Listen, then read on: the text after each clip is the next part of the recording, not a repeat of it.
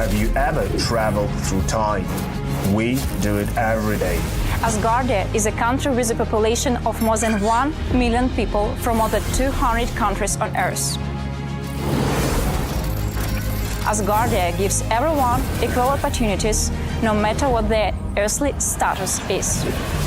It is possible to create and live in the future right now. Are you ready? Forward progress is the solution to the entire human race. Our mission is to bridge new horizons. In Asgardia, there is no limit to the universal development in the fields of technology, finance, and arts. Asgardia is a new space and digital economy which creates opportunities for the global economy. We deliver innovations. Do you want to get on board with us? We are developing various kinds of digital businesses, attracting them to the Asgardia platform that can be backed by the means of our umbrella, i.e. franchising of the Asgardia brand. We can not only attract investments into space programs from prominent institutional investors, but also affordable amounts from the citizens of Asgardia. We comprise of more than 1 million people. Asgardia is a chance to realize one's dream. This is a dream-driven space nation.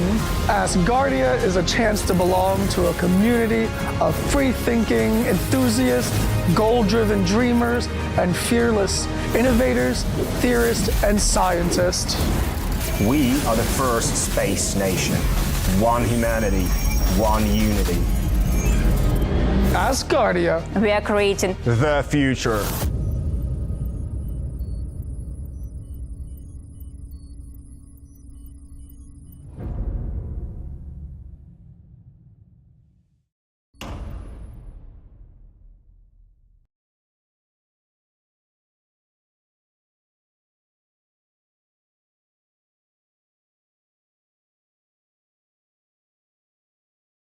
Yeah.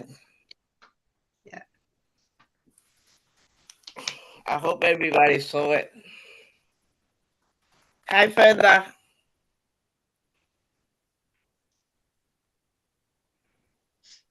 Hi, Feda. Thank you. I didn't see it, but I am curious. If you have photos, please send it from chat. And how are you? Fine. What you said? What you said, Too Phil? many questions? You were talking about you were talking about the moon, and I thought that there was a different pink blue It's complex moon by here. activity. So I wanted to see it. I didn't understand, I think, what you were talking about it. Yeah, the And moon. I was expecting you to send us some pictures if you have. Other than I was asking, how are you? I'm fine right here. Everything is fine up to now in May. Nice. Just a little bit raining, that's all. I found a You photo for Well, you. windy. I find a photo for you about the full moon. Waiting. Full moon.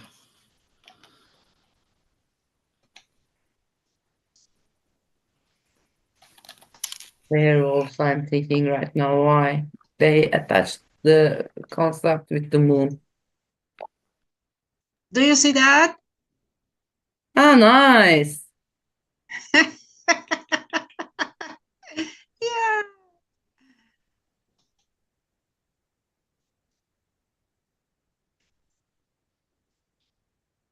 Good.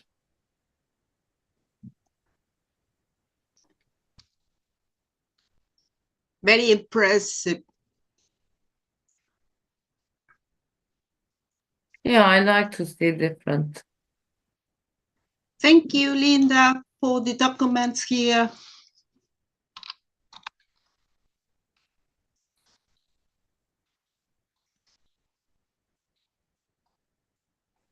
Greetings. Welcome to the ALF. I've had problems with my background, so you've got a different one today. I'll fix it while we're working. We'll start in just 1 minute. It's good. It's good. It's nice. Yes, it's the concept. It's a very interesting concept, which I keep meaning to go to the conference of in Belarus, but I haven't been there yet. A very interesting conference, basically, which is designed to create a very cheap way to get into space. Even cheaper, well, very expensive to make, but once it's made, then it's very cheap. But we're 50 years away from it, maybe 30.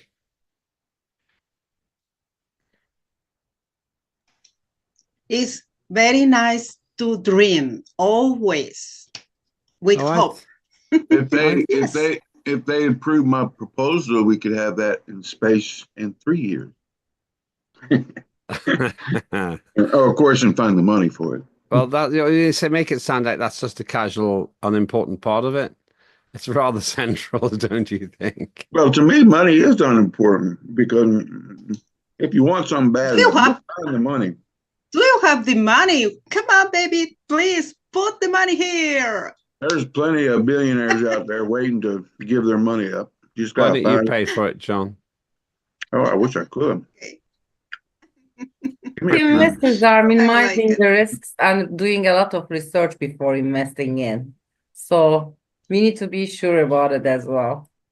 That's true. It's a big, challenging thing getting into space. Essentially, if you have a way of doing it which doesn't require losing all the energy on the way back down, that's the secret. Right. Okay. Let's make a start.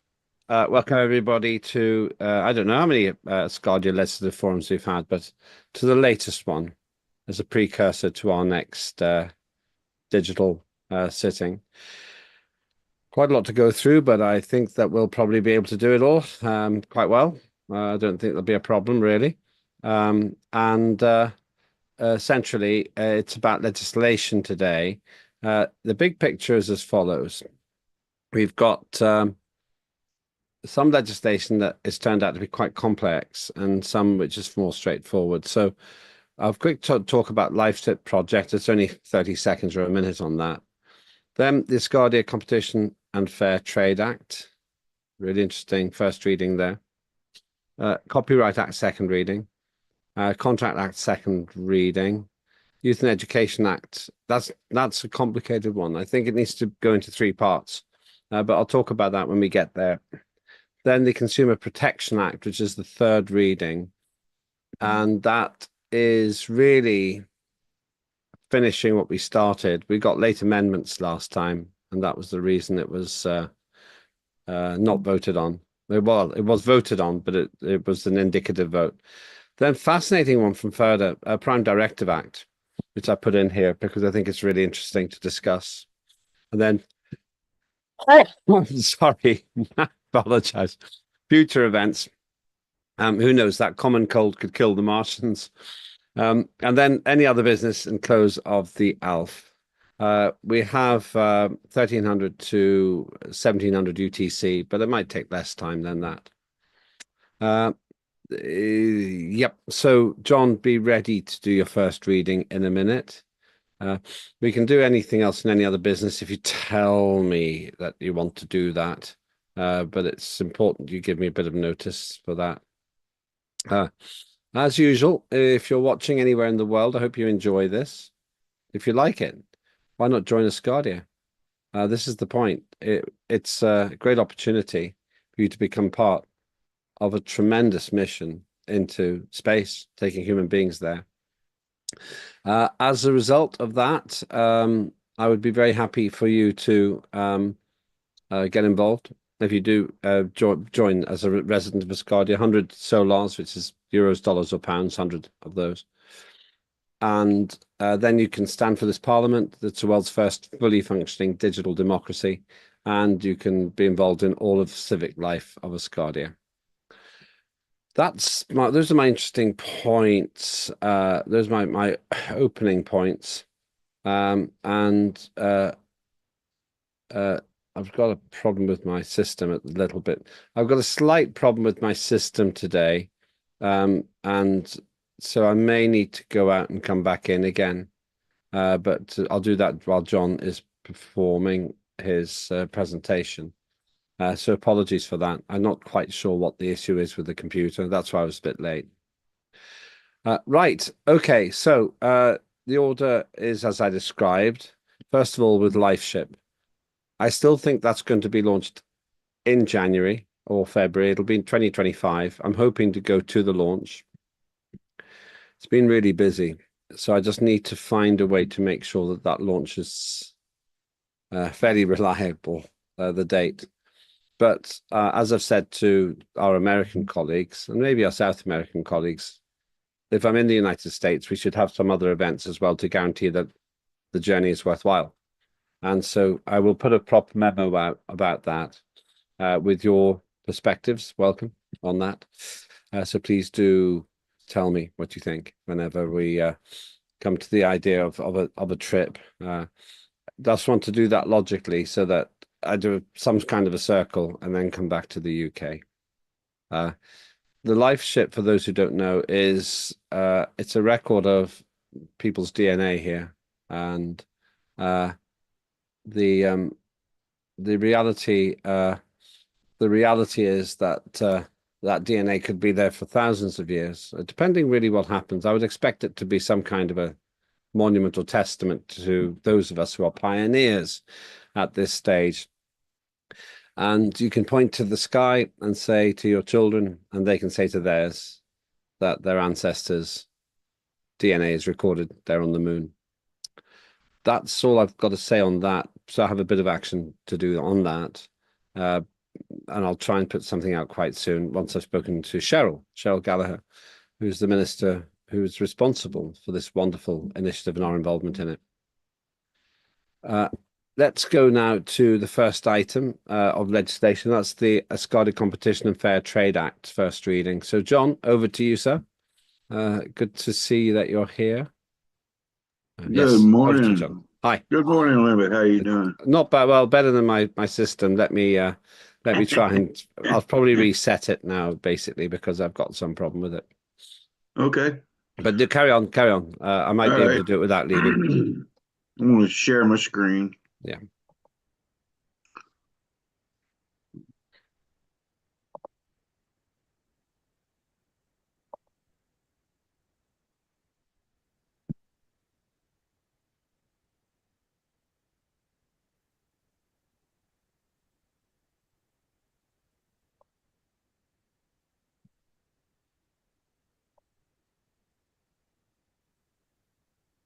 Good morning, everybody. I'm introducing the Asgardia Competition Fair Trade Act and Asgardian Antitrust Law. Of course, brought to you by the Trade and Commerce Committee.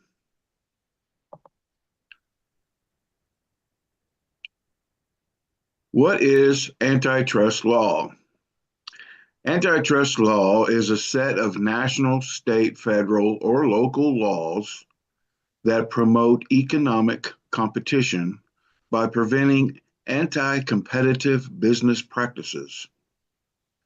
Antitrust or competition laws are designed to protect consumers from unfair business practices and ensure that businesses compete fairly. Antitrust laws prohibit various business practices, including monopolies, price fixing, unjust or unreasonable mergers and acquisitions, and anti-competitive practices.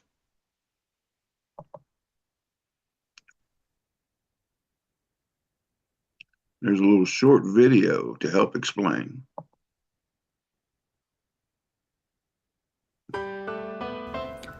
Let's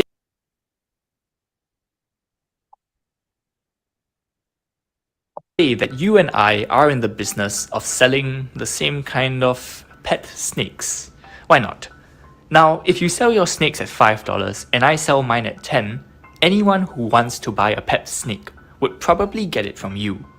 But if the next day I reduce my price to $4, our customers would probably want to buy from me. And you might see how the story ends. We might bring our prices down until we cannot reduce it further. Let's say to $2 per snake. The customers would be overjoyed. And that's why it is said that market competition is good for society. But by competing with each other, you and I lose out. So we might try doing some naughty things to avoid competing with each other. That's where competition law steps in to deal with the three main types of bad things we could do. First, let's say that we secretly agree to sell our snakes at $20 each. Since there's only two of us in the business, our customers have no choice but to pay that. That's terrible for them, and that's why competition law makes anti-competitive agreements illegal. Second, let's say that we decide to join forces and sell snakes together, so there's only one business now.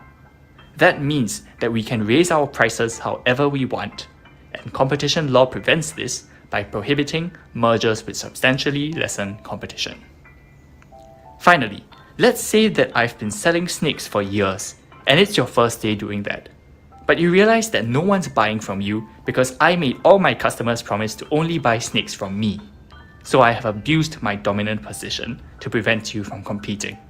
And competition law makes that illegal too. These form the three main prohibitions in competition law, and that was competition law in 2 minutes. Good.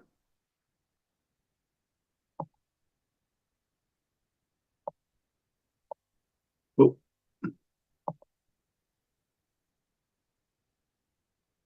Hold on. Hitting the wrong. There we go. All right. Excuse me. This act will establish the framework for regulating fair and responsible trade and commerce for Asgardia.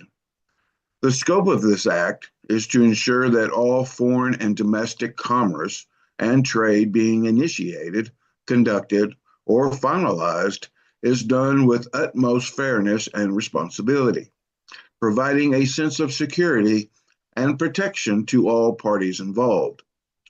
This approach prevents any party from gaining an unfair advantage over another, such as a monopoly or dominating trade or commerce control that not only stifles economic progress, but burdens fair, competitive trade and commerce.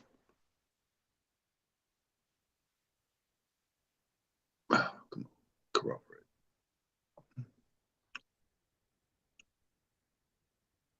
The core principles are: 1, fair and responsible trade and commerce internally and within international communities.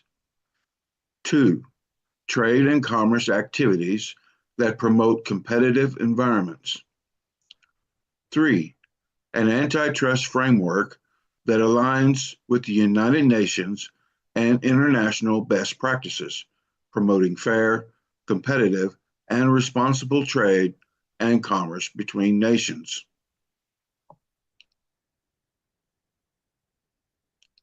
4, competitive alignment that ensures Asgardia is part of the global community and a responsible and contributing member, fostering a sense of connection and shared responsibility. 5, domestic and foreign trade and commerce practices that promote economic prosperity through equality, efficiency, adaptability, fairness, and equitable competitive practices. An initial framework embodying the value of Asgardia's constitution, allowing all Asgardians to enjoy a competitive trade and commerce market. That's number 6.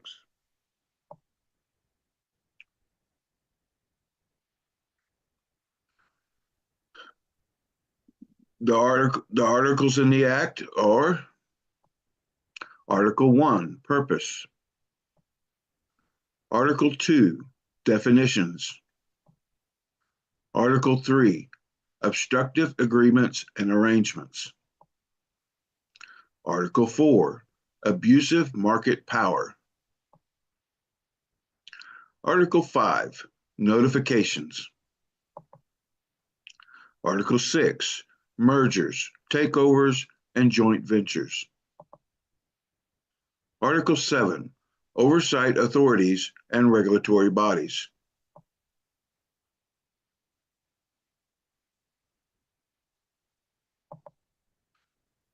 Article 8, consumer protections. Article 9, competition authority. Article 10, sanctions or tariffs. Article 11, appeals. Article 12, actions for damages. Article 13, digital ecosystems. And Article 14, jurisdictions.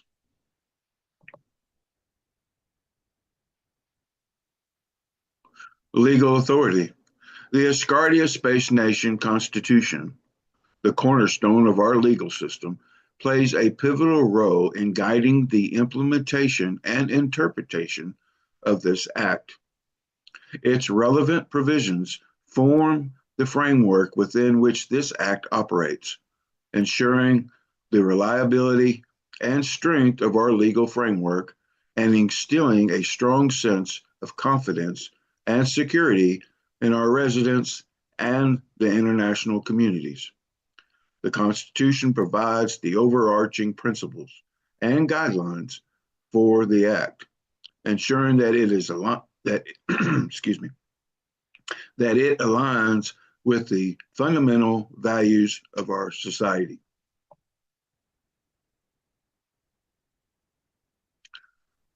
This Act is the binding ingredient that binds all other trade and commerce acts together. It will set the direction that Asgardia uses when conducting any trade and commerce action. With the passing of this antitrust law, Asgardia will have all the legislative tools needed to conduct fair, responsible trade and all the nuances that create a thriving business and trading center. This center at www.asgardia.trade is our window to a flourishing economic powerhouse that comes to fruition when Asgardians and Earthlings use it as intended.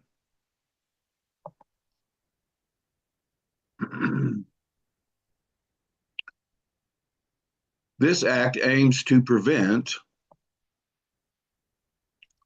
price fixing, bid rigging, exclusive dealing, predatory pricing, unjust mergers, abuse of power, and any anti-competitive behavior or action that has been proven to deteriorate Asgardia core values. And that's it. That's the end. I'm now ready for questions, comments, and suggestions. Thank you. Thanks, John, as ever. Interesting, evocative, and very practical. Two questions have been put to me. One is about ideology. Some would say that monopolies aren't bad, that actually, for example, going into space, very expensive business. Elon Musk and NASA, China and Russia basically have cornered the market in terms of getting people into space. Does it really work trying to create competition in a situation where you need hundreds of billions of dollars to be in the business in the first place? Well, yes, actually, I think it does. I mean, competition is there to protect the consumer. Basically, it's a consumer protection because, okay, let's say Elon Musk and China and Russia, they're the only ones that have the ability. And right now, literally, truthfully, Elon Musk corners that market. Okay, he's expected to be the leader in that market for the next 10 years. However, Elon Musk is different than most people because Elon Musk is an open competitive type person. He actually encourages competition. He encourages people to compete with him. Okay, and which is really a plus on his side because he believes that brings more innovation, and it also gives you and me, the average person, the ability to be part of it. Mhm. Okay, if they corner the market and then they make it so expensive that the average human being on Earth could never ever venture into space, then it does us no good whatsoever. It only benefits the elite. However, if it has competition and you got a lot of startups out there that are supposed to be doing pretty well by 2030 that will also have the ability to do with what China, Russia, and Elon Musk is doing. And when that happens, then the little ones, you, me, the guys on the low end of the ladder, they have the ability to now to the possibility to go into space themselves. Okay. Now, Elon Musk has already made this possibility a reality. Okay. He's launching civilians into space now. And yes, and some of these civilians are not what you would call an elite, the people that are actually on the mission.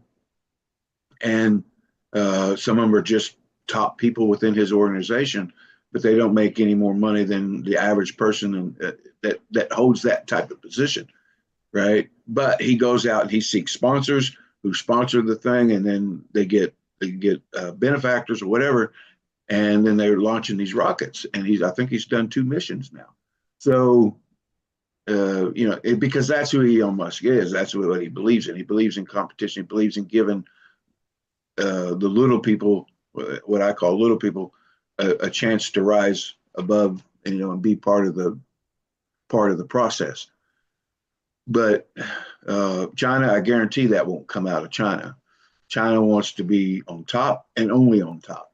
Now Russia's actually been pretty good at sharing their technology and their abilities.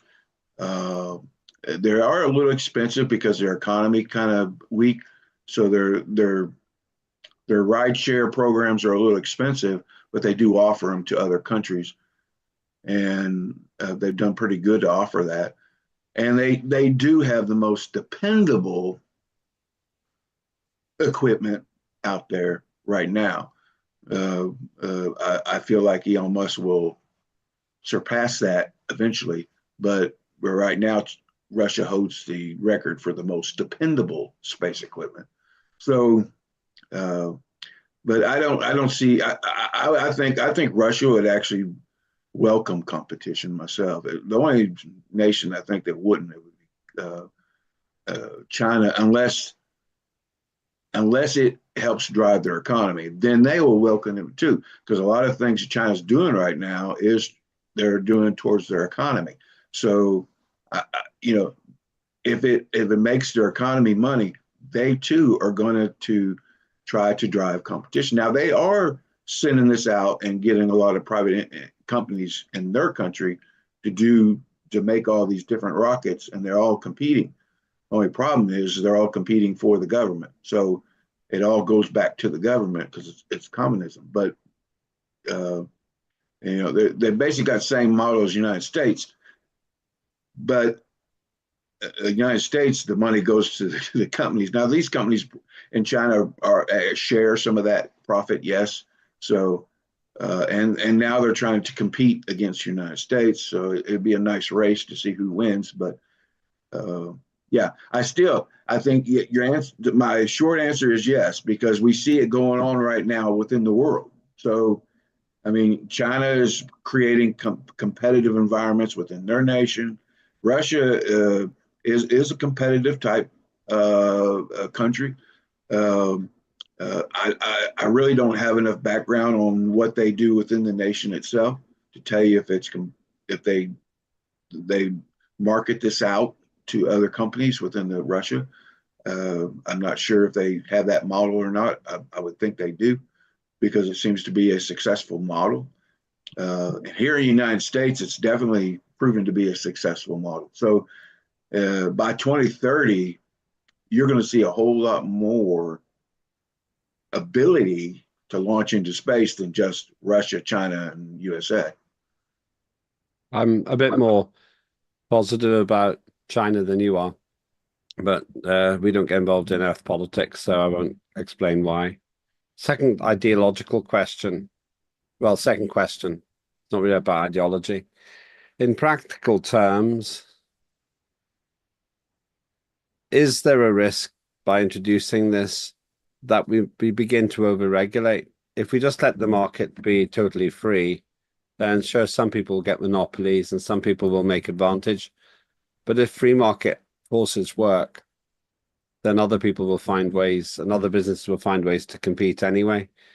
The monopoly can't last for long. So do we need this legislation? Yes, yes, because humans left to their own devices, they tend to lean towards the dark side. Okay, and I'm sorry, there's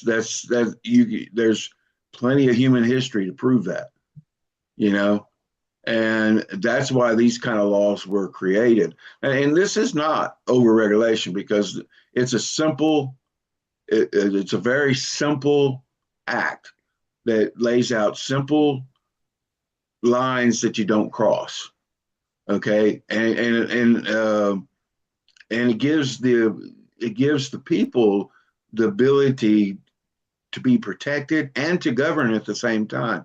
Mm-hmm. Because, you know, in the past, you have industry that would dominate, right? Like, you know, the American industrial complex, and if you don't have good antitrust laws, right? That's the reason why America got started in antitrust, because you had all these daggum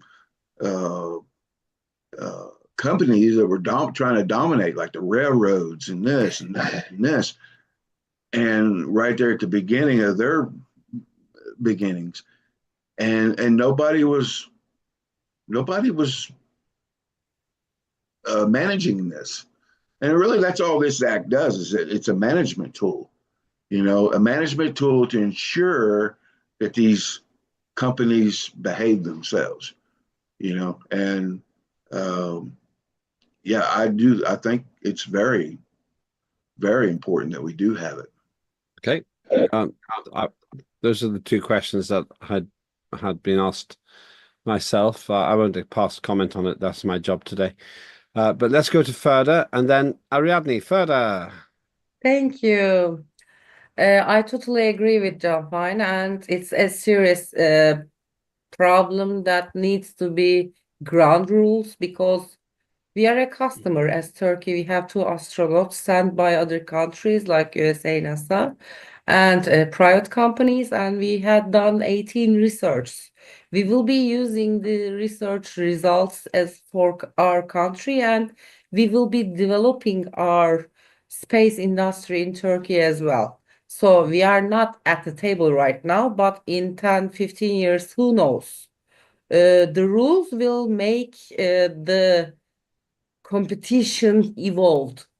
If we leave our evolution aside, we will be reliving the Wild West again and again, and we don't need that. Okay? Thank you, John. Praise, support for you there, I think. And of course, you invented the Wild West, didn't you, John? I don't know if I invented it, but I watched it on TV plenty of times. And Ariadne, you're next.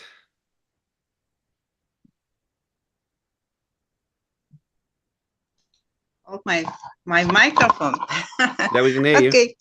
Your microphone's good Thank these you. days. Very good. I'm here, okay? Okay, thank you very much. Well, Congratulations, John Fine. Your presentation was very, very clever.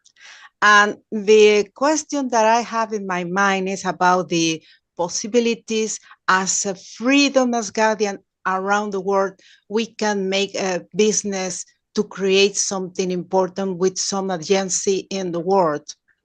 Now, in the future, 20th of January, Elon Musk was a functionary, a man for a civil servant from the government of Trump. And what do you think? Is possible to create the recognition of the United States of Asgardia to create something with him, or is not necessary? What do you think about it? John? Yes, I think that we would be wise to create something with him. Elon Musk is a pioneer and a visionary, and usually what he touches does well. Well, not usually, it does. I mean, everything that he's touched so far has done tremendously well. And it's not because that he's the smartest man on the planet. I mean, you can sit and watch him talk and know that he's not the smartest man on the planet.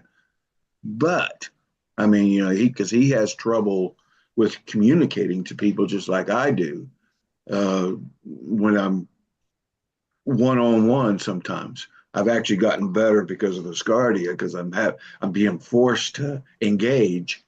And so that's actually improved my ability to engage with people. But the Elon Musk has that same issue. But the thing is Elon Musk believes in the good of the many. The good of the many outweigh the needs of the few. But the few are just as important, you know. And so he doesn't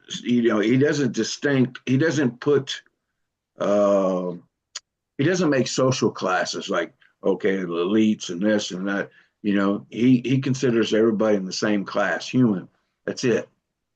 You know, and I know this by just listening to him, watching him, and everything. I mean, if you watch him, the man very seldom ever wears a suit, always in a t-shirt and blue jeans. He conducts his business throughout the day. He lives in simple homes. You know, he doesn't try to present himself as like he's above everybody. And yet he makes more. But classes is not the trouble. Huh? Classes is not the trouble. The trouble is not the classes of the people, the hierarchy of the people. The situation is the rules that they need to make with us. And also the other thing is important. He loves working people. And we are working people. That's good for us. Exactly. And that's why I think a union with him would be a good deal. In fact, I had plans in my Continental Rep plans to try to orchestrate such a union. And if the business deal that I'm trying to do, trying to get the HON to approve my business project, it has us partnering with SpaceX. So only because it's the most efficient and the best way we could get to achieve our goals the quickest, I think, and the least expensive. I'm a personal, you know, I don't care if I don't have any dedication to some company or some nation to get Asgardia to its goals. Okay. Yeah. I don't care about that. Only I care about is getting it to Asgardia to its goals as efficiently and as soon as we can. Because the more we don't get to our goals, the less, in a way, the less important our goals become. So, you know, you got to have milestones to stepping stones within your organization to keep the ball rolling and allow it to be a viable and thriving organization. So anyway, yeah. And Ferda brought up a good point too about the different countries. And when it comes to competing and competition, that's one of the biggest problems. And one of the reasons why they created the United Nations was because a lot of countries were being left out, right? And their technologies and their trade and their commerce was not being used or was not valuable to the world itself. Because, it was going to and monopolies were basically controlling these areas, and stuff like that. And with the United Nations and being able to negotiate terms and get everybody on the same track, it has helped improve what we call free trade or fair trade, however you want to, that goes on in the world today. I mean, when you get something in the store, there's a good chance that that item has gone through in its circle of all the places it's already gone through 5 different countries or what have you before it actually gets to the shelf on that store, right? Because of this fair trade, free trade agreements and all these agreements that have been made. It gets shipped here to ship there, and then this company takes care of the labeling, and say company in Argentina takes care of the labeling, then they send it to a company in Mexico for the packaging, and then they send it to a company in Tijuana for whatever, or this country, that country, Hawaii, whatever, and it gets sent back and forth until it finally gets to the store. So, and I know this because I was a truck driver here and drove interstate commerce, and your bill of lading shows you where a lot of this stuff comes from. So it's definitely moving around, the merchandise is, but that didn't used to be that way. And it's through competition in a sense that happened, through the United Nations. So that's a good point by Ferda. It allows countries to be part of the process, even if they're just the smallest country or they're a big country like the United States. Now, yes, the United States does try to dominate the market somewhat, but China does a pretty good job. Other countries have done Estonia has actually done really good. Little country of Estonia, has done really good in the markets, and because of this fair trade that goes on in the world. So anyway, there's that. Ada, then Ferda.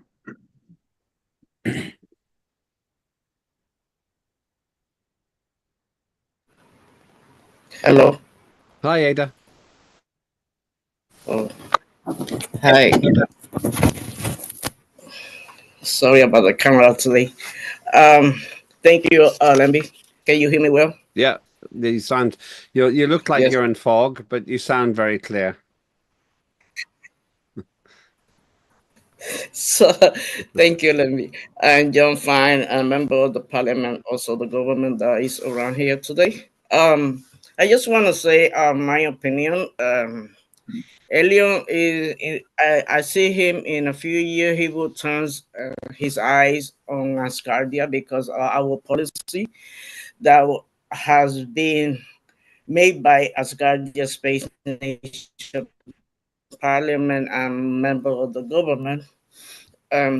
We could say that it already works and is in the media in some of them. I don't like to say it's gonna be years far away because with the new technology in some countries have update to construction and in a close eye. They build in a second that you say how they did it. So it's coming. This is coming and it's working in some place already. I believe the change of science and other technology. John Fine, I congratulate you on your document. I like it. So get it on. Thank you. Thank you, Ada. And let's go to further, then back to John. Thank you very much. Yani, sorry, there are lots of genius people should be working in space industry, and there are lots of countries will provide this kind of human resource for that industry. United Nations also helping this, I think, because they are transferring lots of people, science people to the projects, but also, Asgardia can provide this as well, collaborating with the United Nations. And it's important for us, especially for the Science Committee and the government part of Asgardia is working for that kind of projects to make the agreements and make the projects real, like the one we are already running for the isolation. And it will be important for them as well to rely on a rule base, and it will be making our future smoother for how to act or adjustments. So it's important for us to make legislations like this. So I believe that we are doing a very good job. Thank you, John, by the way. This is a good work. John? Well, that's it. I appreciate everybody's input, and I look forward to getting this act through its different phases. I do think, like Lambert had asked me at the very beginning, that it is very important, that it is necessary. I would like to think that everybody would behave, and that we live in a world where no no misdoings go on. Well, unfortunately, we all know that doesn't happen. So, if we're left to our own devices, we tend to want to go back to some of the most horrible times in our history. So that's the reason why we became law-abiding species, and you got to be in any good organization. You got to have management. Without management, you're useless. And this here is just a management tool. So, Thank you, John. Anybody else wish to make any comments about this piece of legislation? Okay. John, thank you. We'll be hearing from you again later. And really nice work. Just to clarify the questions I was asking, Ada's suddenly become very clear. You're not in fog anymore. Very interesting. Very nice background. John, thank you very much for what you've done there. The questions I was asking were passed on to me. So hopefully those who are asking those questions heard the result. Please contact me if you want me to ask any more questions of John on this legislation. Right, let's move on. The next one is the Asgardia Copyright Act, second reading. I've seen Ria Dell. In fact, the next two items are both Ria. So Ria, Copyright Act, second reading, and thanks for sending it to me. Really appreciate it. Needed it for translation. So over to you, Ria, for the Copyright Act. Hi, everybody. Sorry, I just restarted my system. Everything was so slow. I just need to get the Copy Act right, and then we can discuss that.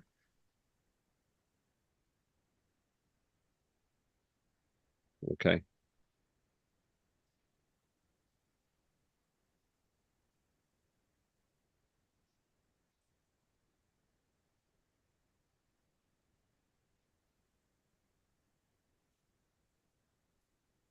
just while this is occurring, if you've just joined us, you're watching an Asgardia Legislative Forum. We have these before our digital sittings, and we are discussing legislation, Copyright Act, the Contract Act, Youth and Education Act. We may be discussing if Corner can make it, Consumer Protection Act, and then the Prime Directive Act. Very interesting as well. Right, we can see your screen now, Ria. Over to you. Okay, so the Copyright Act of Asgardia has established to safeguard the intellectual and creative works of creators, balancing the need for creators to protect and control their work with public access to information and innovation. It grants exclusive rights to creators while allowing exceptions that serve public interest. Article 1, originality. Copyright protection apply minimal degree of creativity and are independently created by an author. 2, the originality requirements is satisfied if the work reflects the author's own creative efforts, irrespective of the quality or scope of protected works. Protected works include, but are not limited to, literary works like books, articles, and poems, dramatic works like plays and screenplays, musical compositions and sound recordings, artistic works like paintings, photographs, and sculptures, cinematographic films and other audiovisual creations, software and databases, broadcast, including digital and online transmissions. Protection does not extend to ideas, procedures, processes, systems, or concepts themselves, but only to the specific expression of these ideas. Article 3, author holds exclusive rights to reproduce the work in any form, distribute copies of the work publicly, perform the work publicly and transmit it digitally, display the work publicly, create derivative works and adaptations based on the original work. These rights allow creators to control the use of their work and to derive financial benefit from their creations. Article 4, duration of protection. Copyright protection lasts for a lifetime of the author and extends an additional 70 years after their death. For jointly created works, protection lasts for the life of the last surviving author plus 70 years. For works created by corporations, anonymous works, pseudonym works, protection lasts for 95 years for the date of publication or 120 years from the date of creation, whichever is shorter. When the term expires, the work is into the public domain, allowing free use by the public. Moral rights. The author has the right to claim authorship and be identified as creator of the work. Objects to any distortion, modification, or other derogatory treatment of the work that could harm the author's honor or reputation. Moral rights are distinct from economic rights and cannot be waived or transferred to others. Article 6, transfer and licensing. Copyright can be transferred or assigned in whole or part to another party by way of contract, will, or other legal processes. Creators may grant licenses to allow others to use their work under specific terms and conditions. Licensing agreements may be exclusive or non-exclusive. Any transfer of licensing or of rights must be in writing and signed by the rights holder. Article 7, fair use and exceptions. Certain uses of the copyright works are exempt from requiring authorization from the rights holder under the fair use doctrine. Permitted uses include criticism, commentary, parody, news reporting, public interest reporting, educational purposes such as teaching, scholarship, and research. Fair use is determined based on the purpose, amount, and impact of the use on the market value of the copyrighted work. Article 8. Infringement and remedies. Any unauthorized use of protected works constitutes copyright infringement. Remedies available to the rights holder include injunctions to stop unauthorized use, compulsory damages to cover actual losses incurred by the rights holder, statutory damages and fines as determined by law for willful infringement. Repeat infringers may face enhanced penalties, including possible criminal charges for significant and intentional infringement. Article 9, registration. Registration of a copyright provides public notice of ownership and is advisable but not required for the existence of the copyright protection. Features such as presumptive proof of ownership and eligibility for statutory damages, the attorney fees in cases of infringement. Article 10, international protection. Copyright protection extends internationally throughout treaties and conventions, including the Bahrain Convention and the World Intellectual Property Organization treaties. Asgardia is committed to adhering to these treaties, granting reciprocal protection of foreign works and of work as forwarded to domestic works. This Copyright Act is enacted to uphold the rights of creators and promote creativity, knowledge, discrimination, and innovation across the Asgardian society. The Act provides provisions seek to align Asgardia with international copyright standards while addressing the unique needs of its creators and consumers. I have a change that will be added to the end of this copyright part, but it's just to include the acts which John has done, that that they work in conjunction with each other. Okay. Thank you very much. Very well put together. Questions and comments to Ria for that great piece of work.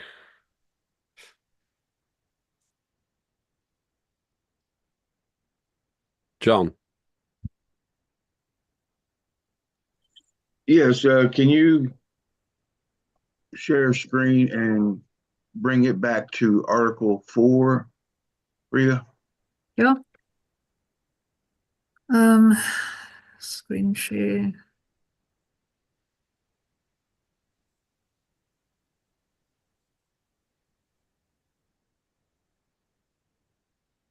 Article 4, yes. Here. Oh, where'd it go? Go up. Oh, there it is. Okay. Okay, duration of protection. Copyright protection lasts the lifetime of the author and extends an additional 70 years after their death. Okay, that one I have no problem with. The one I do have a problem with is for works created by corporations. When you say anonymous works or pseudo-anonymous works, are you talking about proprietary? basically, I took this off examples of other acts that I looked at. I can't remember exactly where, but it sounded logical for me. I mean, I've for a added it. corporation, 95 years to 120 seems kind of high. I mean, You can always if change that. well, the reason why is because corporations usually don't last that long, but the the and the thing is here, like here in the United States, any work coming out of a corporation, I think it's 10 years. They only can keep it secret for 10 years, and they can get it extended because of national security, which you could put that in there if it's national security issues, that it can be extended to 120 years, whatever. You know, those things do happen. But if it's just a regular creation that some corporation come up with, they have to make it available for other inventors within 10 years after they created it. So 10 years sounds a little bit less, not enough, because if the guy created this on his own, the copyright on it himself will be his lifetime and 70 years. But if just because he did it through his corporation, now it's going to lapse 10 years time, which does not feel the same, because corporations sometimes have more what you call expenses to publish, to create stuff, because they have got more expensive than normal people. I think that is why it gives corp time, because it will give them more time to make Going in and the signal's going in and out a bit there, but we're getting the picture. well, I just think that the individual, I have no problem, especially when it comes to author of an original book or something like that. But when you talk about a corporation, usually you're talking about an invention. Well, let's go for like remember, inventions are going to be covered by what do you call trademarks and something with a P. That's you're just talking Copyright, about patent. patent. Yeah. You take out patents on that. These are you're just talking about copyright stuff, like a logo design, or like Nike with their slogan. You don't want that to go away in 10 years' time. Okay, so this is just literary works. Okay. Yes, as it was put out in article Yeah. Okay. number 2. Books that I have published, screenplays, like I said, software and databases. It's stuff that's been created by these individuals or corporations. Yeah, that's my mistake. I wouldn't realize. It's not. It wasn't not Article 2. So yeah, I wasn't factoring in. Yeah, anything that they are going to make money from, they need to put a patent or trademark on. Okay, I'm tracking now. I wasn't factoring in Article 2, so it makes much more sense now with that. Okay. Sorry. Okay, no, cool. Thank you. Further than Ariadne. Thank you very much. I want to congratulate Ria. I like the legislation very much, and I'm fully satisfied with it. And thank you for representing it. Thank you for your kind words. Thanks for that, Ariadne. And Linda, if you could make me host. I think when I went out, I stopped being host. So Linda, if you could make me a host as well, co-host, thank you. Yep. So Ariadne. Okay. Okay, thank you very much. Well, I'm agree with Ria about the protection for a longer time, because in the future, our books or pints were in the moon or maybe Mars, and the distance time to protect the things in other celestial corps needs time. It's not the same time in the earth of we are living now, and we need to protect all the things that we created for that places. I think that I don't know if good or not to think on that, but the future is now. We are building the future in this moment in many ways. By the way, thank you, Ria. Excellent piece of law. Thank you. Carl, then Jason. Carl. Hello, can everybody Hi. hear me? Yeah, very well. Thanks. Very well. Awesome. Yeah, hello everybody. Good to see you all. First of all, I'd like to congratulate Ria on the progress she has made here. I'd like to highlight certain strengths about this document because copyright is really something that's very important to address, especially in the digital age. So far, I think the Act covers various categories of protected works, from literary creations to software, ensuring broad protection of intellectual property. And by incorporating fair use provisions, the Act also strikes a sort of balance between the rights of creators and public access to information.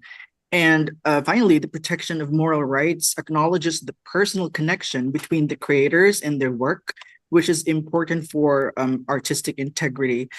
I just have a little bit of, well, not really an issue, but like a question on regarding fair use, because I feel like the fair use doctrine is a little bit ambiguous. So the criteria for fair use is somewhat vague and could lead to inconsistent applications, especially in digital context. So I was wondering, perhaps, well, not really in this particular document, but along as you develop this further, maybe you can provide more detailed guidelines or examples of what constitutes fair use, particularly concerning emerging technologies and digital media.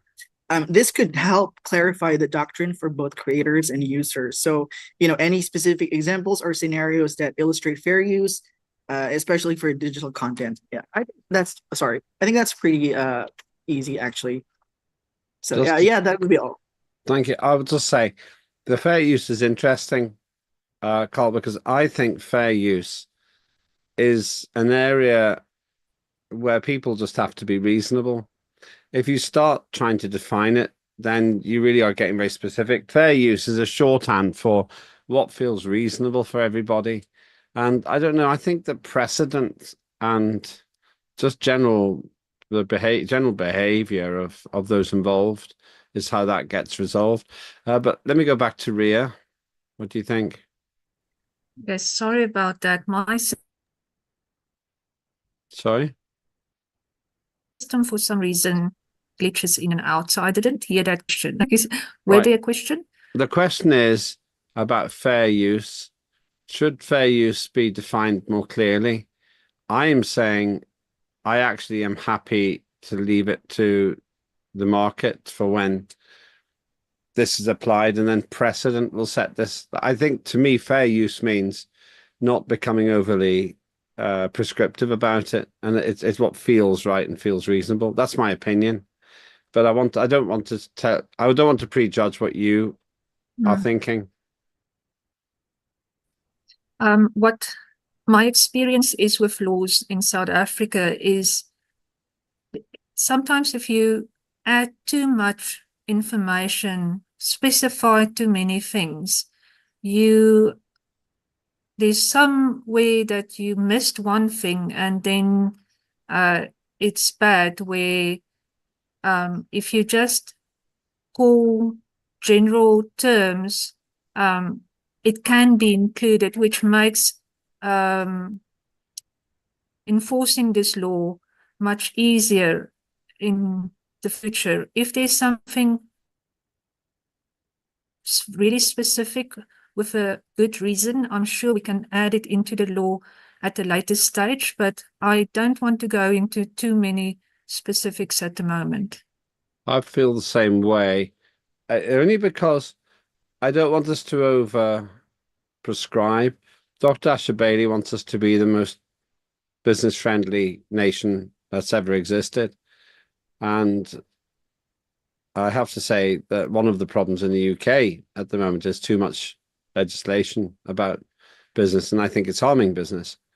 If we can keep it open and then fix problems when they arise, rather than trying to think of everything as a potential problem, I think that would be better. Let's go to Jason next. Jason.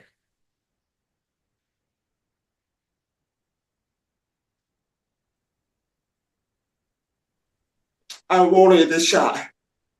Read it. All right, in the chat. Let me just go to the chat. Hang on. And 1 minute. Let me read it. Chat. 1 minute. Right. Jason says that is a bit much. For the 70 years and even 95 or 100 years, it's not logical since human life expectancy is not at that point. I would recommend having the protection to be justified in terms of human life expectancy, and that a person can decide if they want to renew it or donate it to the foundation of the Asgardia Space Nation after their said life expectancy. That's a really interesting point. What do you think, Ria? Basically, that point, a lot of stuff that people create by default, not always, but by default, they would like to leave the information or the rights or stuff to their children. So this spans their lifetime and another lifetime. And I think this is fair for you to use your creation that you did, and then have to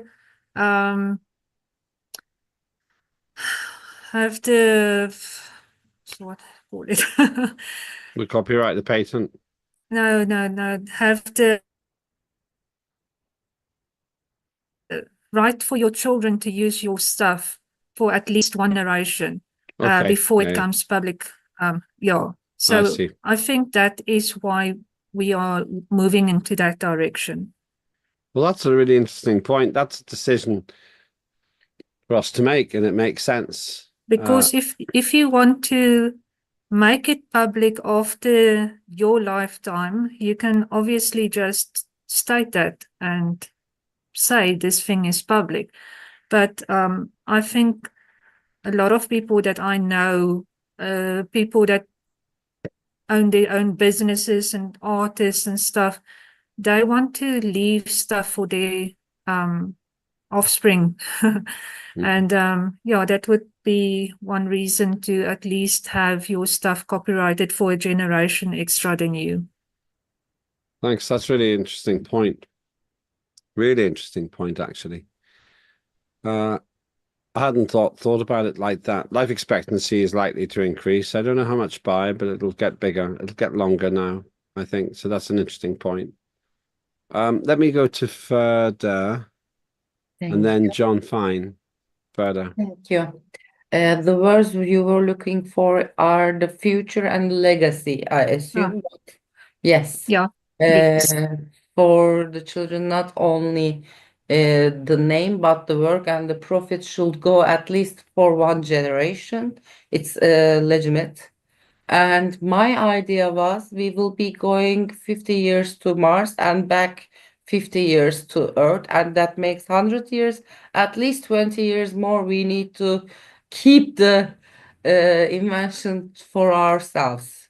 We will be living so many different lives from now on if space industry evolves that fast. So the 120 years was good for me. Thank you. Thanks very much. That's support for what you're suggesting. John, back to you. You raised part of this. Yes.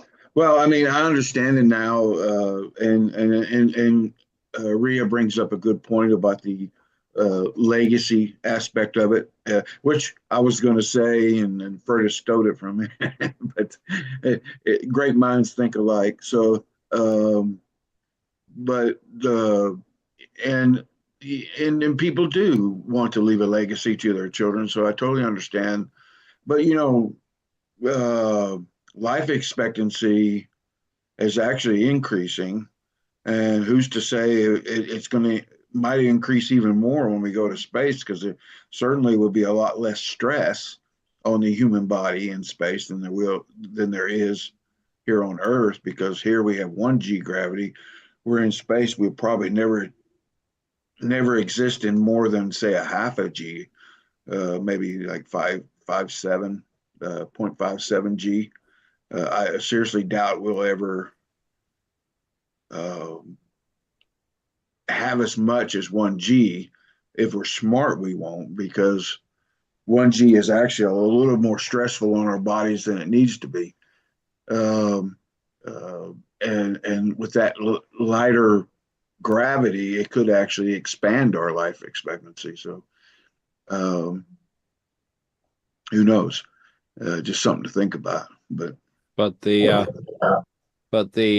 radiation could take life expectancy away. One of the big questions. Yeah, but we've actually mitigated radiation exposure already. We already have viable radiation protocols that work or have been proven to work. So I can see that advancing even more. I mean, water is proven to be a great source of reducing radiation, and of course, having some type of other barriers, different types of metals and whatnot that help reduce radiation exposure.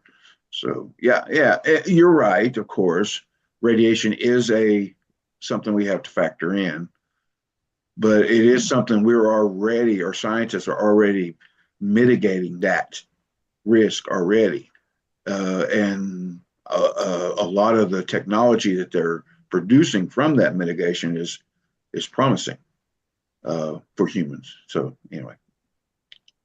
Okay. John, just out of interest, what do you think of Ria's point about protecting the legacy? I think that's a great point,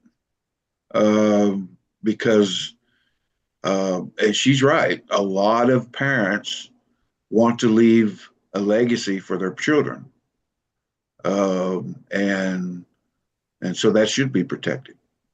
A very interesting point's been raised to me now. In regards to the Copyright Act, we might want to specify which year we're talking about, because very, very good point. Earth years are different to even Mars years. They're quite similar, but not quite the same.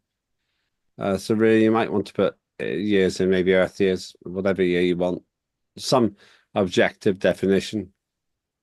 Okay, I will add something like that. Good idea. All right, anything else on this one? Thank you. Anything else you want to say, Ria, before we move on to your next act? No, I'm fine. Great. Thank you, everyone. Just before we move on to the next act, 2 bits of information. It has been suggested that we move the digital sitting by 1 week.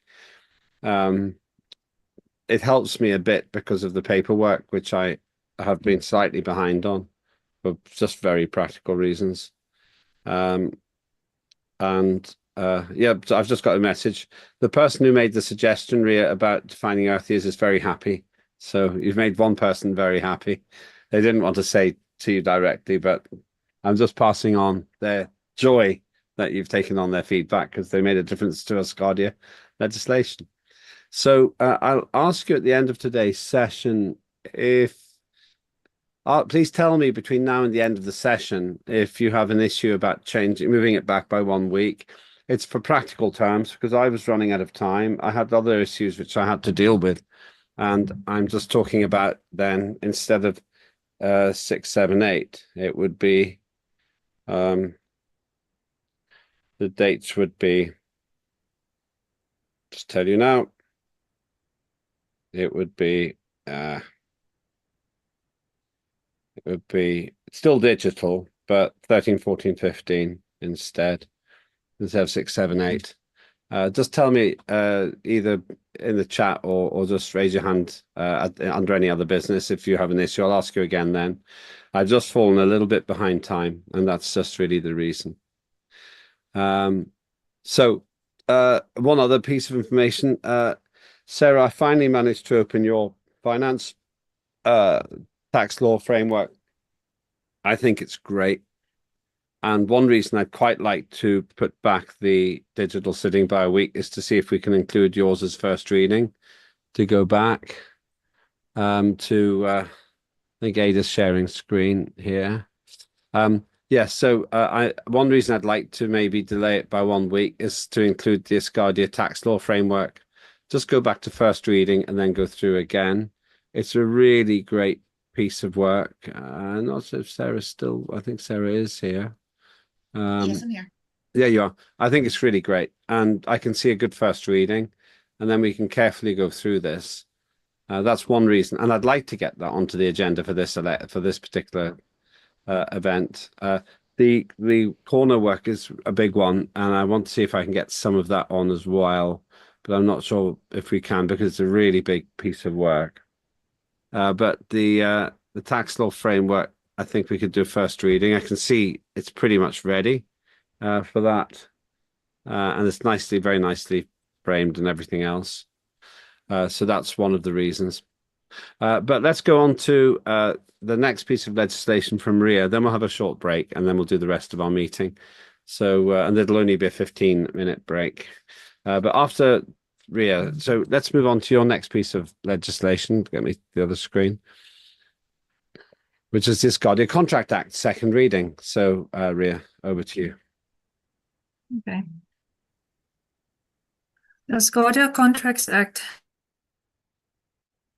is enacted to ensure that the formation, execution, and enforcement of contracts within Asgardia are governed by fair, clear, legally binding principles, protecting the rights and obligations of all parties involved. Article 1, Offhand Acceptance.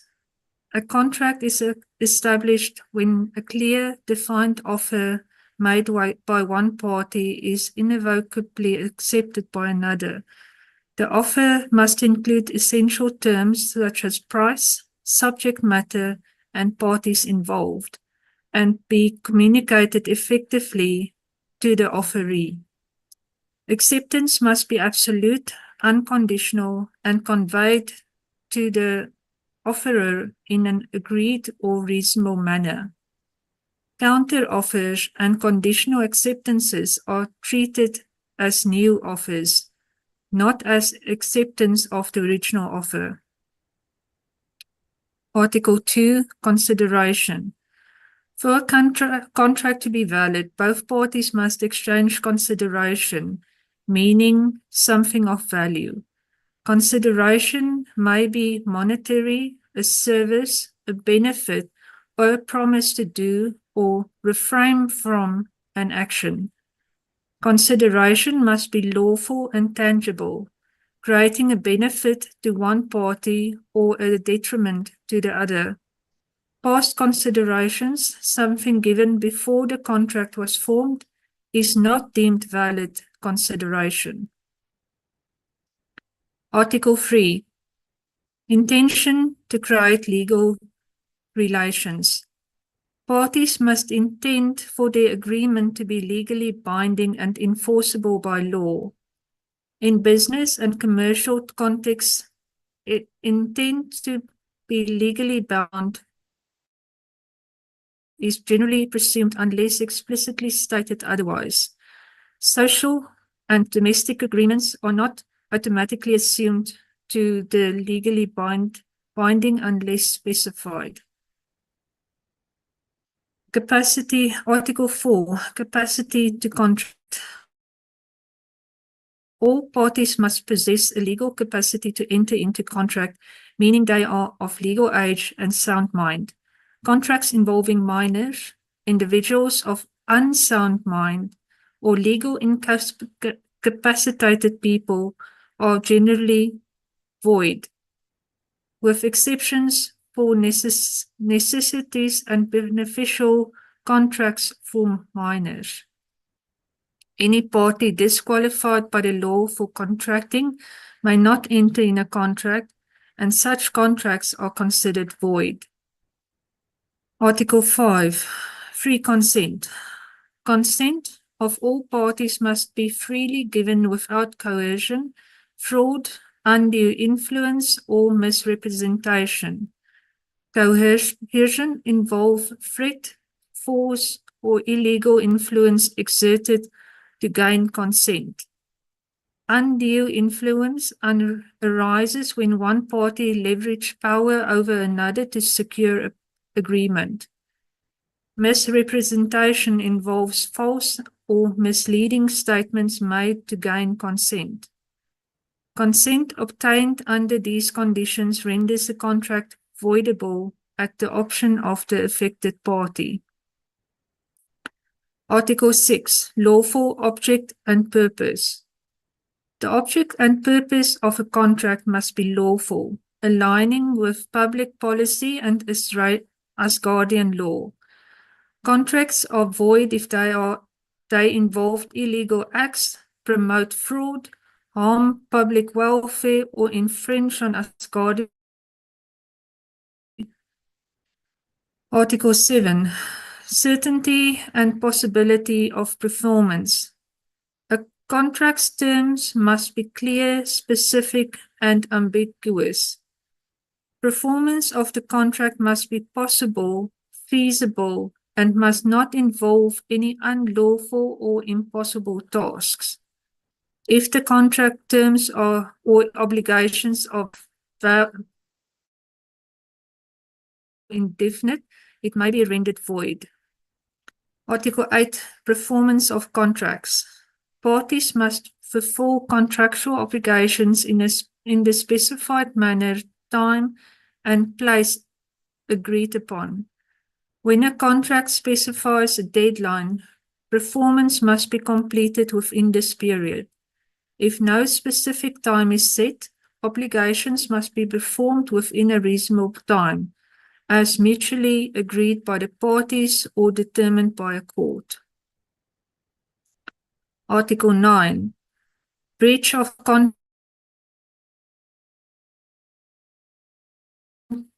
and remedies. A breach occurs when a party fails to perform or fulfill their contractual obligations. Remedies include damages, specific performance, court ordered mandating and breaching party to fulfill their obligations, injunctions, orders preventing a party from acting in a manner that breached the contract. Remedies aim to either resolve the injured party's original position or compel the breaching party to honor the contract. Article 10. Void and voidable contracts. Contracts that are enforceable by law due to illegality and lack of essential elements are deemed void. Void contracts hold no weight from inception. Voidable contracts are initially valid but may be cancelled by one party due to favors like absence or free consent. Contracts deemed voidable can be upheld and terminated at the discretion of the affected party. Conclusion: this act serves to uphold integrity, fairness, and enforceability of contractual agreements within Asgardia. All parties entering contracts must apply to these principles, ensuring lawful, transparent, and mutually beneficial engagements. One change that I will be doing is adding a section at the end in the conclusion to just reference John Fine's, I think the ICE Act, I think. Right. So thank you. I'll just make one point. In terms of the conclusion, I think we make that an Article 11, but I'll send you what I suggest, small change in terminology there. Great piece of work. Views, comments from anyone?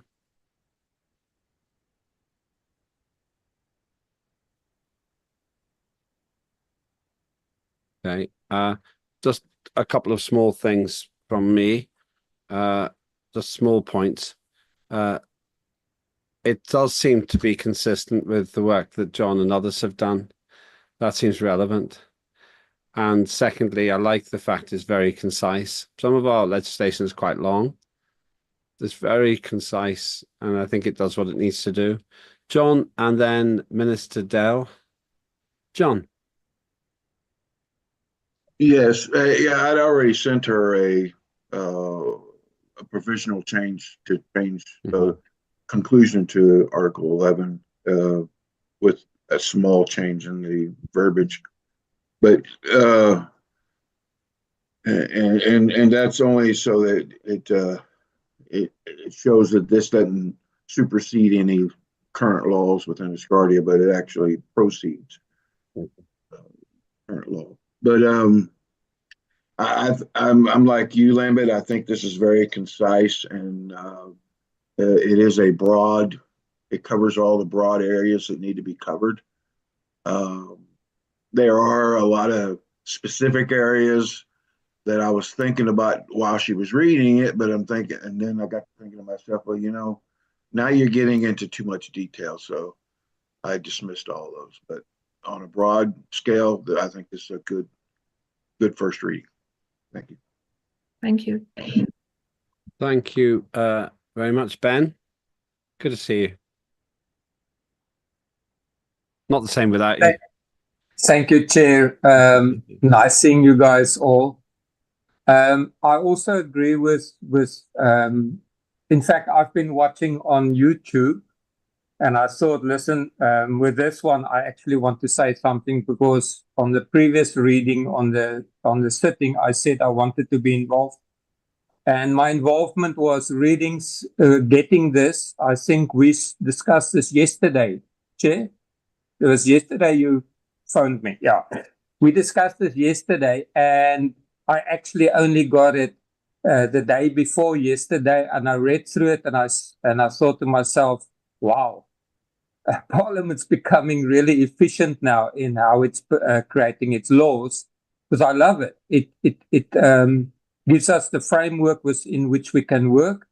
It seems to fit the Act on Acts quite nicely. So I'm very happy with it, and yeah, it will get my support. If I was in Parliament, I would vote yes for it. I'm very happy with it. Thank you. Thank you, Ben. It was good to talk yesterday as well. Very much appreciate that. Any other comments on this great piece of work?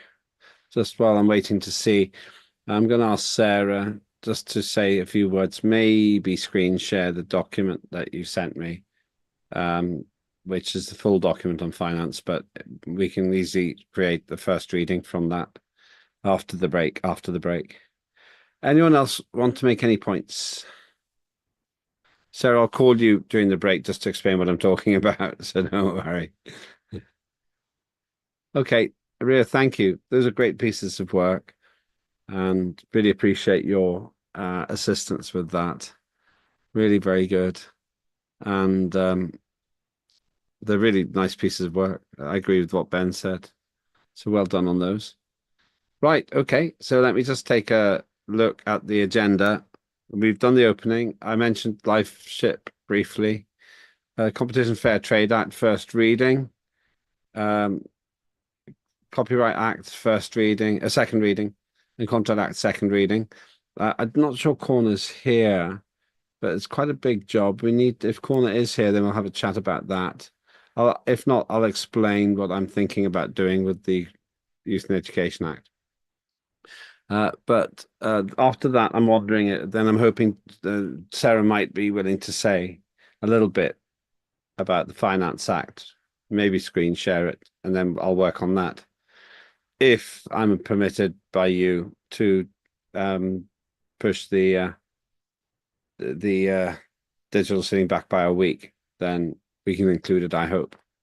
Then after that, we'll talk about the Asgardia Consumer Protection Act third reading, which has been discussed already, so that won't be very long.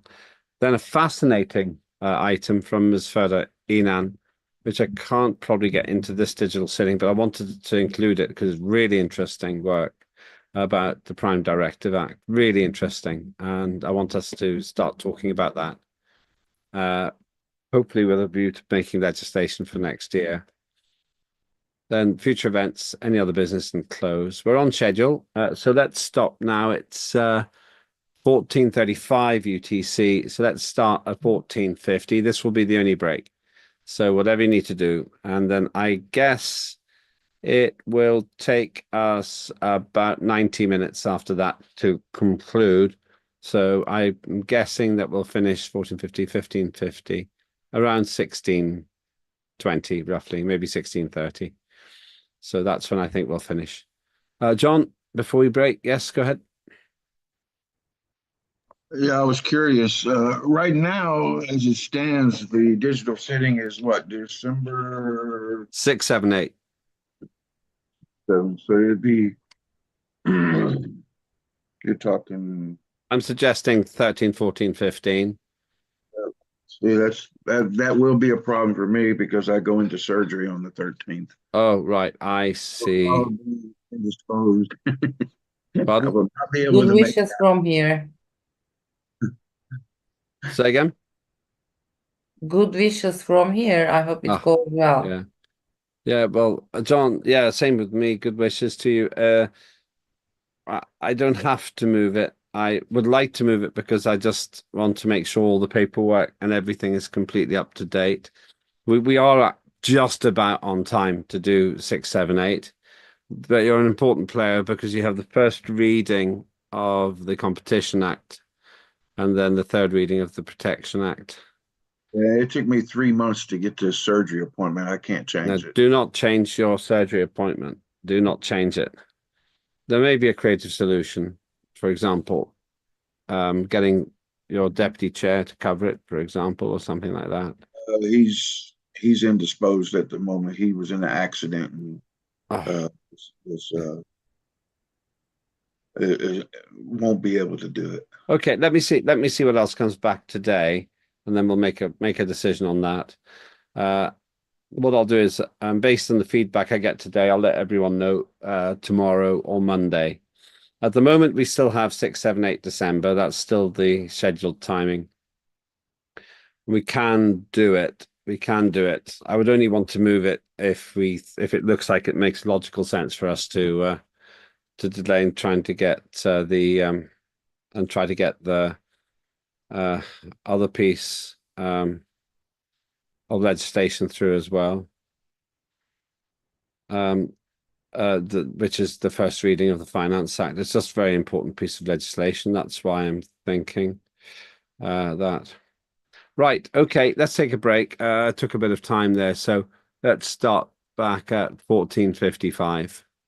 14:55 UTC. So you got 17 minutes. I'm still going to be here. I just make the calls as usual. So yeah, don't leave. Everyone keep everything open, and we'll start exactly at 14:55, starting with an explanation of what's going on with the Youth and Education Act from me. And then I'll call Sarah. I'll call you now.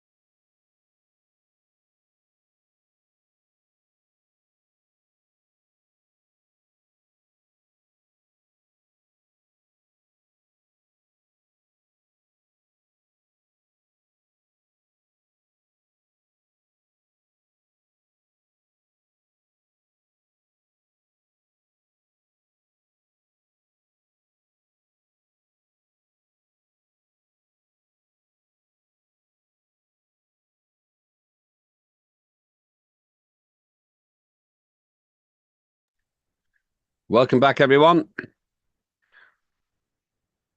And if you've just joined us, this is the Asgardia Legislative Forum, which is the meetings that we have which don't involve votes, but in which we discuss really important matters. On this occasion, we are discussing legislation for the next digital sitting. And the story so far, we have covered, I'm just going to go to the right page. We have covered quite a lot of legislation already, specifically the Competition and Fair Trade Act with Mr. John Fine, the Copyright Act, second reading, first reading for the Competition and Fair Trade Act, Copyright Act, second reading with Ria Dell, and Contract Act, second reading also with Ria. Next, we're going to talk about Finance Act, which is an addition, but it's because it's so good. I want Sarah, who has limited time, to talk about that. Then I'll talk about how I hope to deal with Youth and Education Act, which is a complex piece of legislation, really complex, but I'm hoping to create a three-part piece of legislation. Then the Consumer Protection Act, third reading from John Fine. Then a fascinating debate about the Prime Directive Act with Further. Future events, and at that point I'll tell you what I think we'll do in terms of the timing of the digital sitting, then any other business, and close of the ALF. The two options are 6, 7, 8 December or 13, 14, 15 December. But let's see what the situation is. John Fine, who is relevant to the meeting, to the next digital sitting, says he prefers 6, 7, 8. Others say they don't mind. But let's make a decision today so that you know. Okay, right. So let me hand over to Sarah for a late addition to the itinerary, and this is the Finance Act. The story so far: Alexander Rizzi, the former chair of the Finance Committee, worked hard on the Finance Act, but for various reasons, it did not go forward at third reading. So we're starting the whole process again, building on what Alexander did. And Sarah will share what she's got. Sarah, over to you. Brilliant. Can you see my screen? Yeah, we can. It's quite small, but maybe that's just the way I've got my screen configured. Just while you're looking at that, let me just read something from Jason Berry. Let me just read one message from Jason Berry about RIA's legislation. Nowadays, this is just about how long the protection should be for copyright. Nowadays, people want to donate and give away legacy to share with public than just with family, because not all the people have family or a legacy handed to their children, especially if they're going in space with technology that's not integrated in aerospace development to ensure life expectancy. You have to factor in if it is protected while on Earth, and will it be protected on Mars, since government is not established on Mars to ensure it is protected from Earth to space and to any planetary system. But I support the article as well. It is just fine wording and testament in between any situation that is unforeseeable in terms of occurrence. And Ariadne says, yes, I believe there are agreements for those who do not have family members. You can name a beneficiary or a legally accredited person. Okay, and Jason had to go to test a propellant engine. So let's hope he makes it through that. And there are no translators today, Jose. We have them for the formal sittings. Same answer to you, Ada, as well. And I think there's a lot of chat there. I think those are the main things. Right, so back to you, Sarah. I think you've got it a bit bigger now. I do. You can see it? Yep. Okay, perfect. So as Lembit said, this legislation is based upon that originally proposed by the first Parliament and written by Alexander Rizzi. After reviewing that piece of legislation and per John's suggestion, reviewing the finance and tax legislation of the UN, this is the outline that was created as a jumping off point for the Finance Committee Working Group. So the laws basically, before I start, the I don't know, the mission, as I understood it, was to create tax legislation, not only just a framework, because that's exactly what this is. It's merely a framework on which to build all future legislation. But in order to build and create legislation for Asgardia that not only obviously furthers the mission and helps us generate the income that we need to be successful, but that also makes us incredibly pro-business. So, yes. Okay, so this law establishes a fair, transparent, and efficient tax structure for citizens and businesses of Asgardia. The Asgardia tax framework is designed to foster an inclusive, resilient, and innovative digital economy. Taxes are levied exclusively in solars, supporting Asgardia's sovereignty and promoting a robust Asgardian economy. I'm just going to read the core principles, but then can scroll through for anybody who would like to see it. I will also drop the link to this document into the chat. Digital sovereignty. All taxes are denoted and paid exclusively in solars, of course, reinforcing Asgardia's independence and fostering economic self-reliance. Transparency and public trust. Real-time public ledger access and annual financial disclosures, promoting transparency and accountability. Simplicity and accessibility, which I think is obviously very important. A streamlined tax structure minimizes complexity and encourages ease of compliance, not only for the individual, but for businesses. Adaptability and future proofing. The tax framework is designed to evolve in response to economic development and technological advances, not only here on Earth, but in space and Mars and wherever.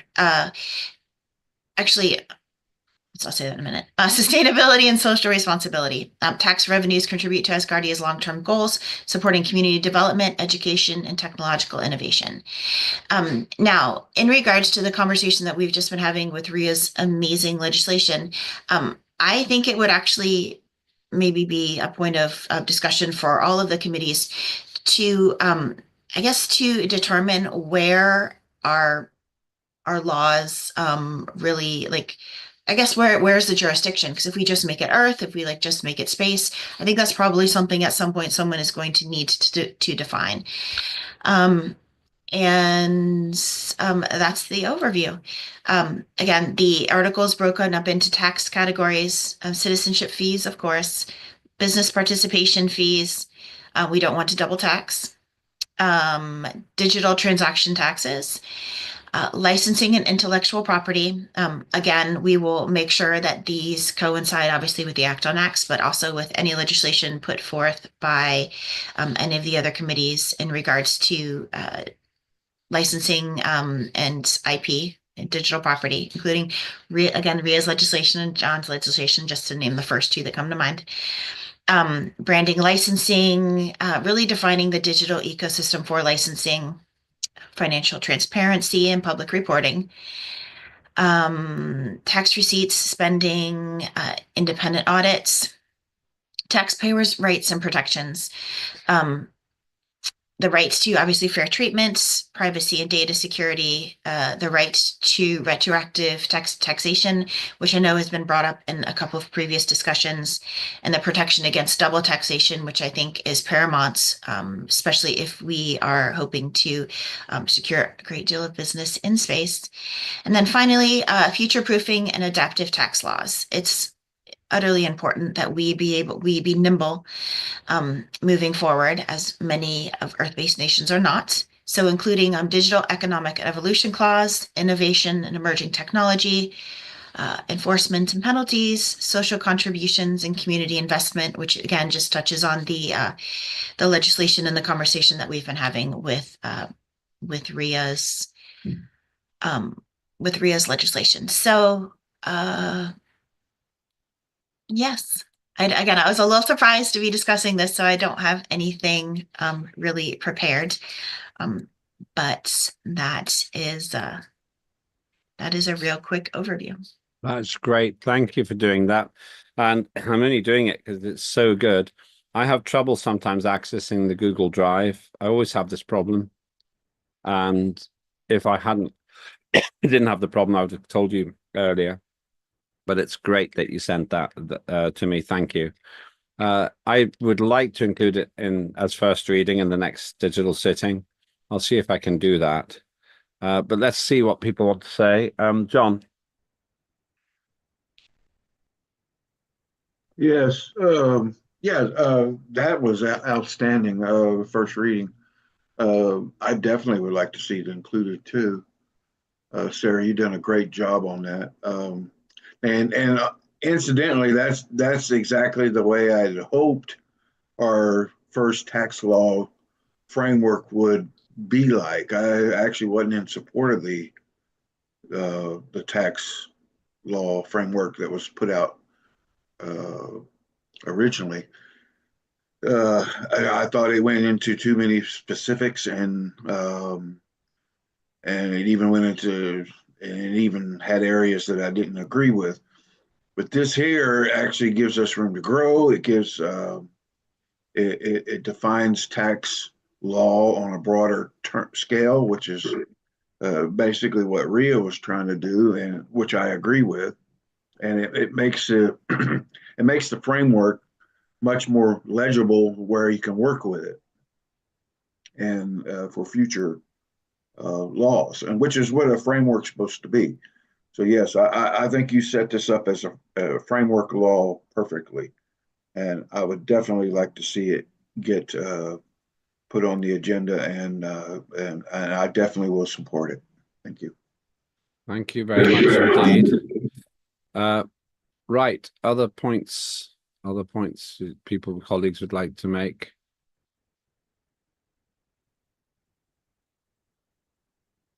I'll say something. The Alexander Rizzi put a lot of time into the first version and was very disappointed, as he said publicly, when it wasn't put forward past that.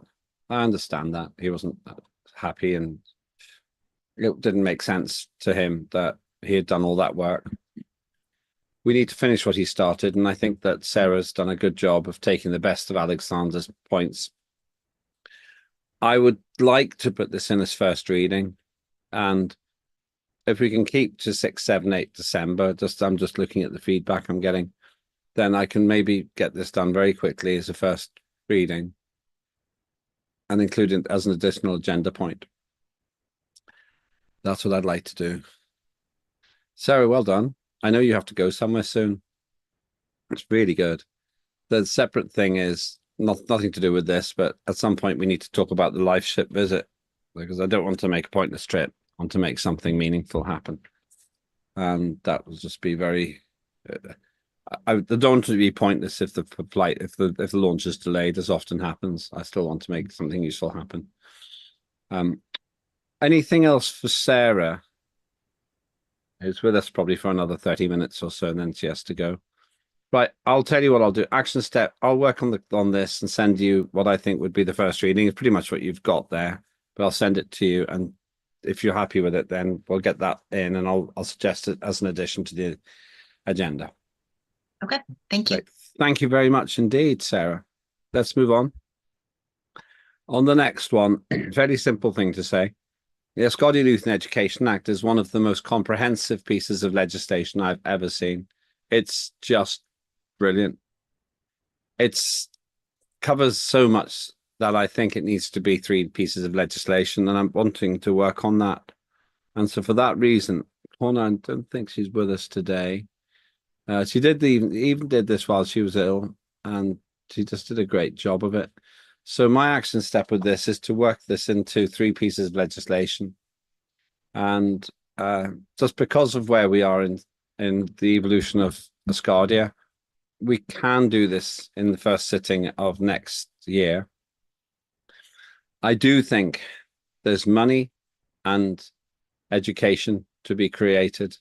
There's profit and education to be created by doing this properly. And so for that reason, I really want to get it right. Hopefully that will work, and working with Corner and others, we can make a real success of this. So on that one, we don't need to discuss it now, but I really want Corner to be here once we do it. And it makes sense once we've divided it into the 3 items to do this. I've also spoken with Peter Morn, our Deputy Chair, and Mark Beer, who's the Minister for Justice. And so we need to do quite a lot. But it's not because it's bad, it's because it's so comprehensive. I just think it would work better. as 3 pieces of legislation. Any questions on that? My action step will be to work directly with Corner on this. Okay, let's move on to the next item, which is the Consumer Protection Act, third reading. John, you might want to remind us of why we're doing this again. Okay. Yeah, I've got that integrated into my presentation. Okay, that's great. Thank you. Great minds think alike. Fantastic. Oh, and I did want to tell you, there is a good chance that I can make the 13th, 14th, and 15th.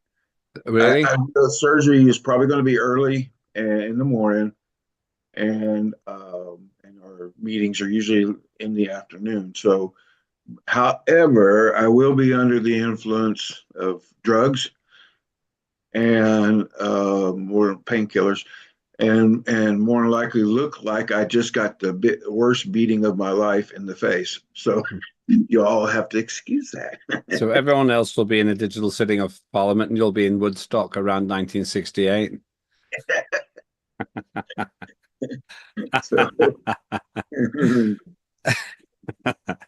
Well, let me. I won't look myself. I guarantee you that. Well, let's see then. I might just move it, but let's go through this one anyway, and then after that, the Prime Directive, and then we'll make a decision. Okay. What's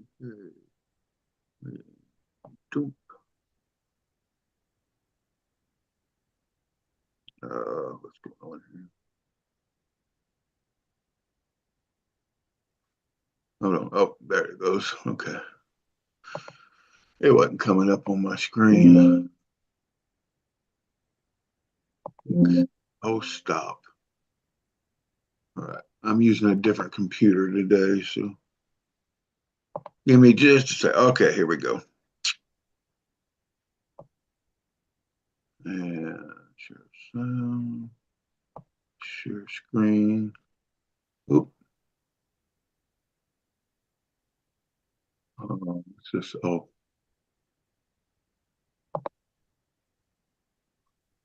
That wasn't, boom.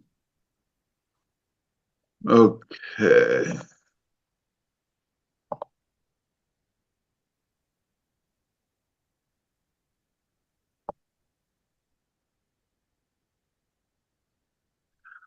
All right, so y'all should be seeing a little man with a shopping cart.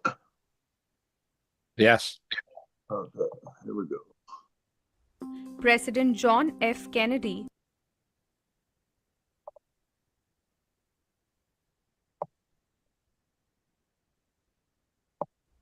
President John F. Kennedy was the first world leader who addressed the issue of consumer rights on 15 March 1962.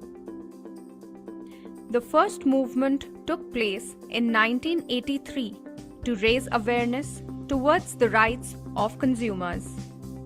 Since that day, March 15th is marked as the World Consumer Rights Day and serves as a reminder to nations that they should enforce consumer rights and needs. It is a day to work towards fairer and stronger economies, reduction of poverty, and other important issues regarding the health and safety of people that affect them as a consumer. From existing rights to rights that need to be created with changing times, from safe food to public utilities, digital goods, and financial services. An array of subjects have been discussed over the years on this day. The official recognition of World Consumer Rights Day by the United Nations will play an integral role in engaging more organizations, governments, and people. We pray and hope for a world which gives its people the right to social justice as consumers of goods and services upon which the international economy thrives.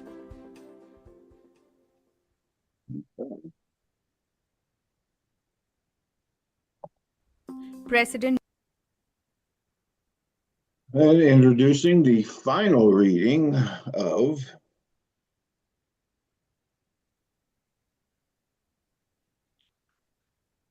the Asgardia Consumer Protection Act.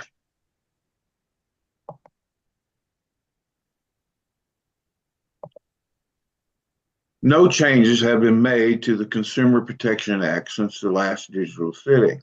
Some last-minute changes were recognized and recorded during last sitting. Since a majority of Parliament agreed to these changes, it was decided to hold the official vote for the Act until the current Parliament session. This decision was made to ensure that due process of the law and protocols was observed, demonstrating our commitment to a fair and transparent legislative process. As such, I won't review the entire Act and only mention the areas that changed from previous versions.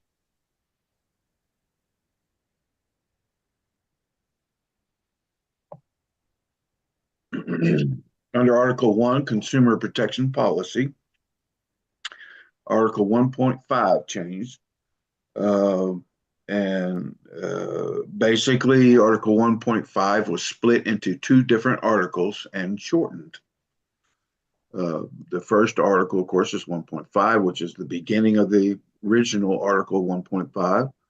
The relevant authorities will ensure that policies concerning consumer transactions related to life essential services and products remain proportionally manageable in terms of economics and availability. And Article 1.6 was the second half of the split, which changed the old 1.6 into 1.7. 1.6, the relevant authorities will ensure policies concerning dispute resolution processes remain fair, impartial, and easily accessible, providing consumers a sense of a reassurance. And then, of course, 1.7 stayed the same. It was originally 1.6.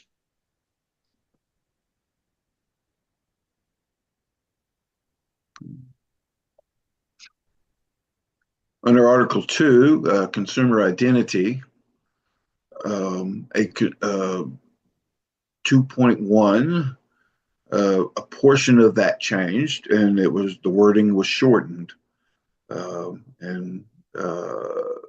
It basically read the same. It's just a consumer shall be considered any individual or company in the process of buying, trading, renting, leasing, contracting, merchandising, purchasing, requisitioning, acquiring, or obtaining ownership of goods and services within a manner that would be considered legal by internationally accepted laws of Earth, nations, and Asgardia Space Nation.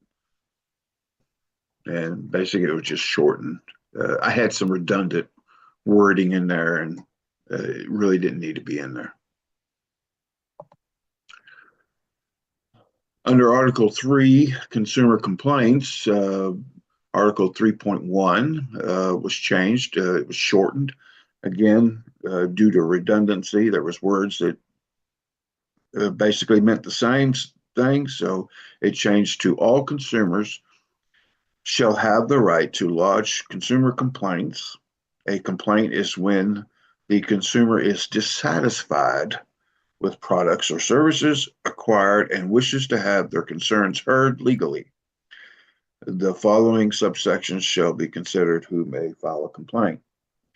And I don't believe we won't go over those subsections. So I'm not sure that, yeah, they did. Some of them changed. One subsection 3.1.4 changed. The rest stayed the same. Leave of tribunal or court association serving in the employment or contractual for its members. And this was just shortened. It had way too much words in there, and which could have left it open for interpretation. So I took out the misleading words.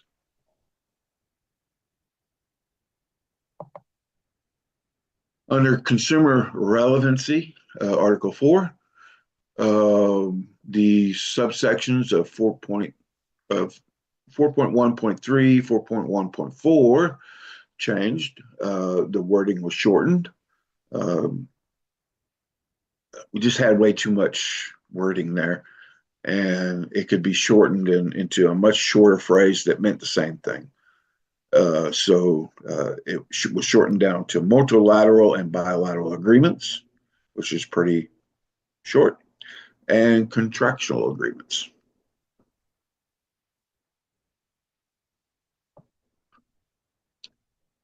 Under Article 5, consumer non-relevancy, articles, sub-articles 5.1.1 and 5.1.2 were changed. Hold on, sorry about that. Okay. Apologize. Anyway, and 5.1.1, agreements given effect to collective bargaining agreements. Again, here the wording was way too long, and it was basically redundant, and so we just removed the redundancy and reduced the wording on both of these subsections. Agreements given effect to collective bargaining agreements, short, sweet, and to the point, and international industrial-wide exemption being granted by regulatory authorities. Again, short, sweet, and to the point, without all the extra wording.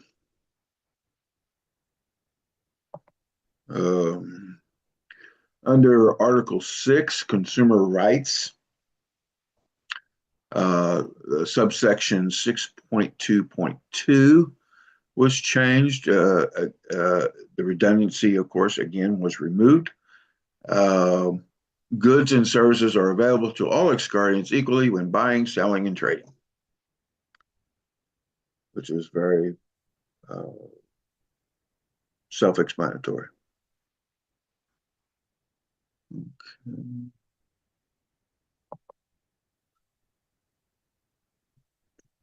And 6.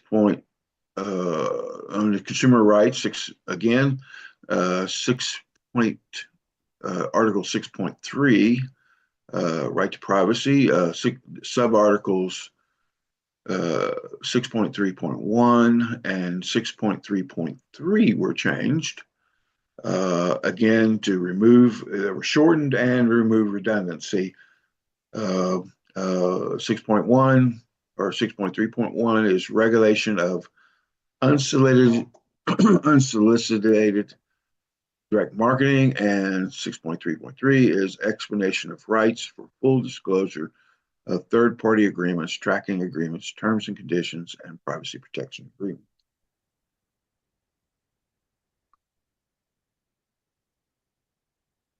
Most of these articles were reduced because of shortened, and they were reduced because mostly just redundancy or areas that were unclear in what direction they were going, and open for interpretation. So we just removed them.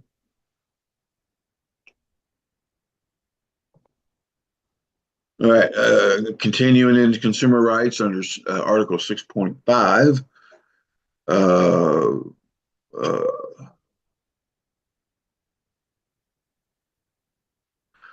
It had a subdivision completely removed, or sub-provision completely removed. You have 1, 2, 3, and it originally had 4. So we just took one of those provisions completely out because it didn't actually pertain to it didn't pertain to framework law. It actually went into too many specifics. So we just took it completely out. And Minister Dell is actually one that caught that, and I agreed 100% with him that it did not fit the framework law, so it was removed. And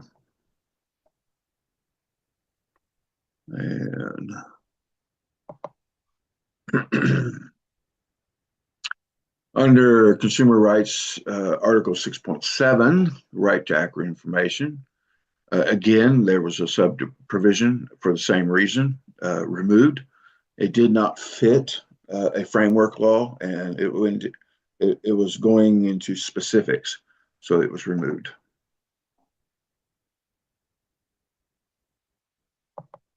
Oop, wrong button. Hold on.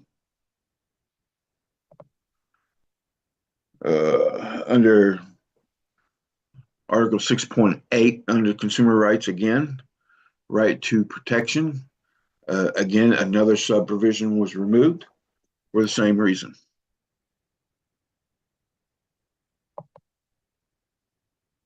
And thank you. We value your support. This has been a presentation on the Asgardia Consumer Protection Act. Again, I didn't go over the entire document. It was shared both in Slack and it's found on our. You can find it in the documents that Linda shared. So if you want to read it in entirety, most of you already know it because it did not change, like I said, from the last session. The complete document was read last Parliament session, and with these changes already in them.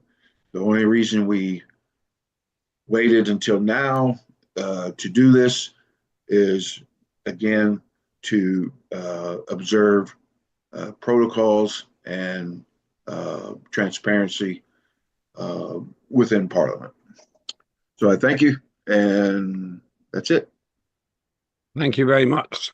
As always, very effective, John. Comments? Any questions or comments? We did discuss this at the previous digital sitting, and people seemed quite happy. Further? Always the best job, always the good presentation, and I hope we will finish this legislation this year, that next year you have lots of more to do. Thank you very much, John Fine. Thank you. Thank you. Any other points people would like to make before, in fact, we go to further? This next item. Thumbs up from Ariadne. Lots of thumbs up. Anybody else? John, this is fairly straightforward, also from Carl. It's fairly straightforward because we covered it and you got an indicative yes vote anyway. So I think that we put it in. It should be a short debate. I will try and keep it on 6, 7, 8, just based on the feedback. That's the preference at the moment, but we'll confirm it when we're looking at future events. Thank you, John.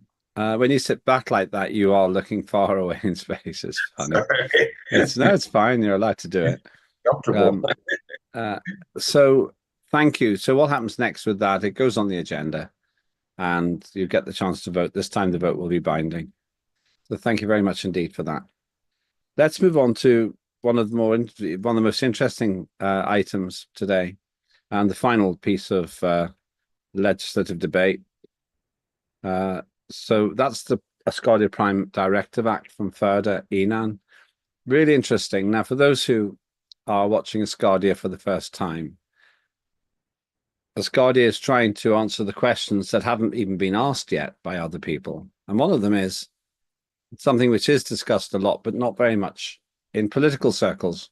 What happens when we meet extraterrestrials who are conscious, or indeed not conscious?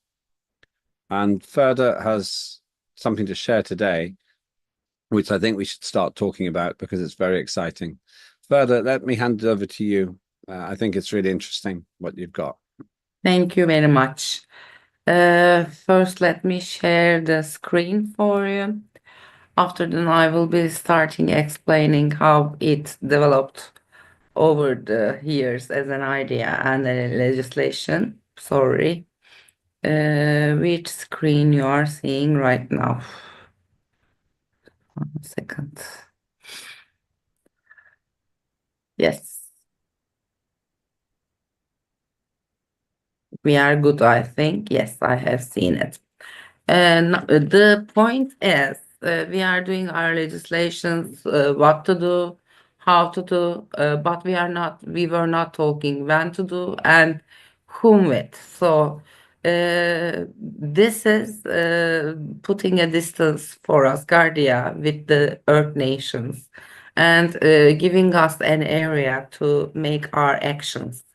After that, we will have time to decide. We will have the point to move forward or backwards. And this is our strategic area for being objective. So it is important for us to continue with these. I like to read it all uh, because it is the first seen the screen, and also our colleagues are working on it. So some criticisms are already arriving to Foreign Affairs Committee meetings. I like to talk about them as well. After that, we will be continuing this legislation very hardly next year. It will not reach for this year's digital sitting, but next year, this one will be the first. After that, we have two other legislations for a start. Later, we will see what will we do extra. Okay, Galactic Non-Interference Prime Directive Act. Acknowledging the principles of non-interference and respect of the autonomy of the development of civilizations as exemplified in any culture, the following law is enacted and codified and uphold the spirit of the Prime Directive Interstellar Affairs.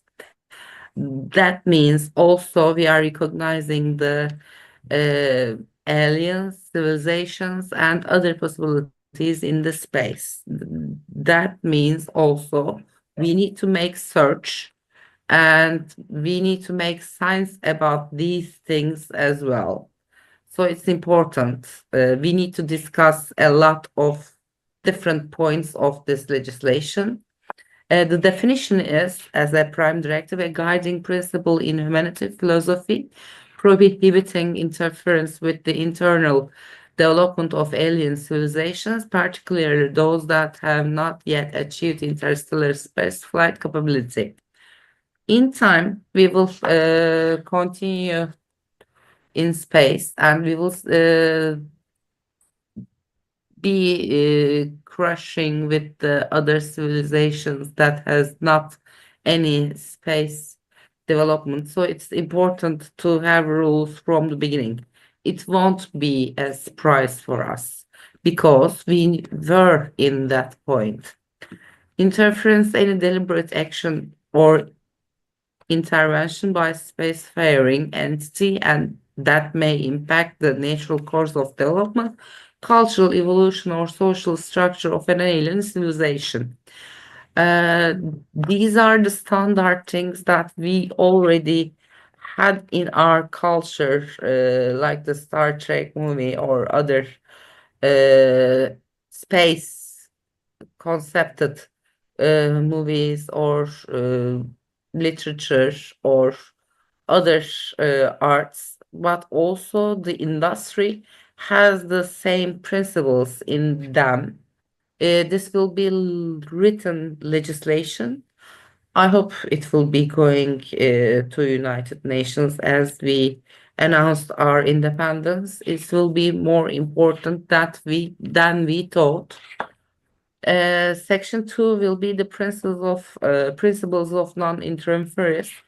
It shall be the policy of insert jurisdiction of to refrain from interfering in the affairs of alien civilizations, respecting their right to self-determination and independent development. Protection of cultural integrity. Spacefaring entities shall abstain from actions that may disturb or undermine the cultural, social, or technological integrity of alien societies. And this continues like 3 pages with exceptions and limitations, but we are having a little bit deep discussions in these areas. So I will be not reading that, but holding on the screen. Later, for the first reading, there will be some changes in the other parts.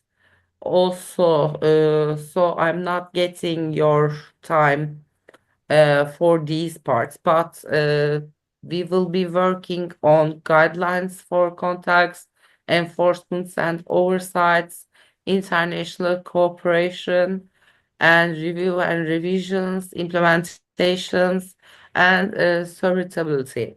That means we have lots of to do. So I'm looking forward to hear your ideas.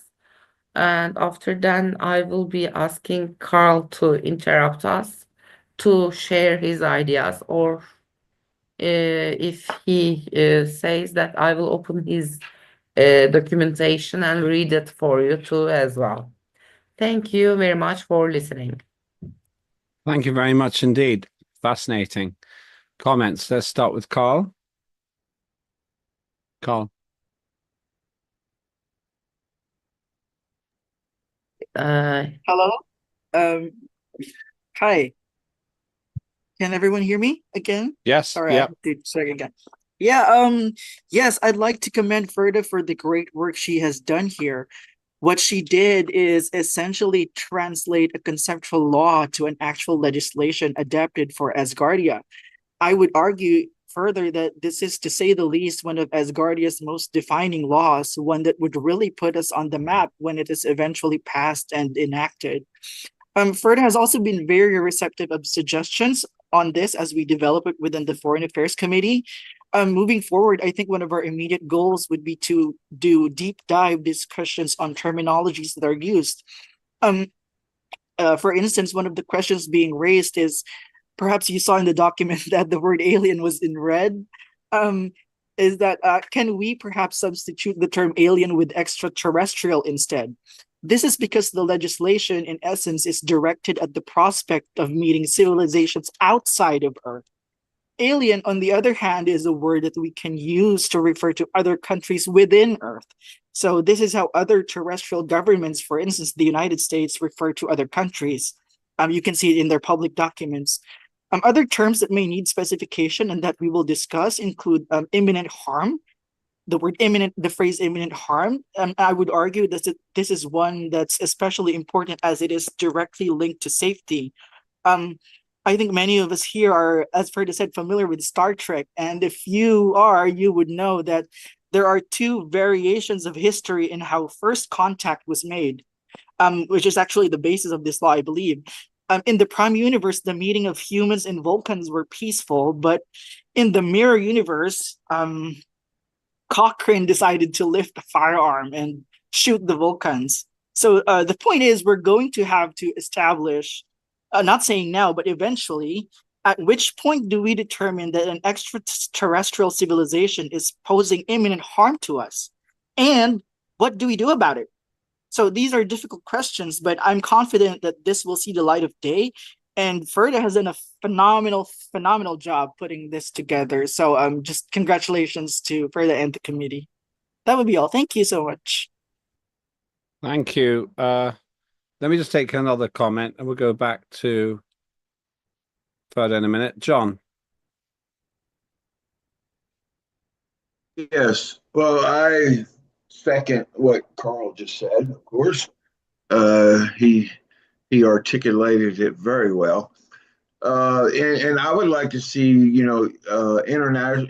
You have an article in there under international cooperation, but I also would like to see an article added under for intergalactical cooperation, because we will need intergalactical cooperation over time.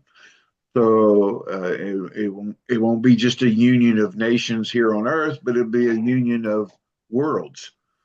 And I do think that this legislation here provides a balance between what Asgardia is trying to build within Earth and what Asgardia is trying to build in the future.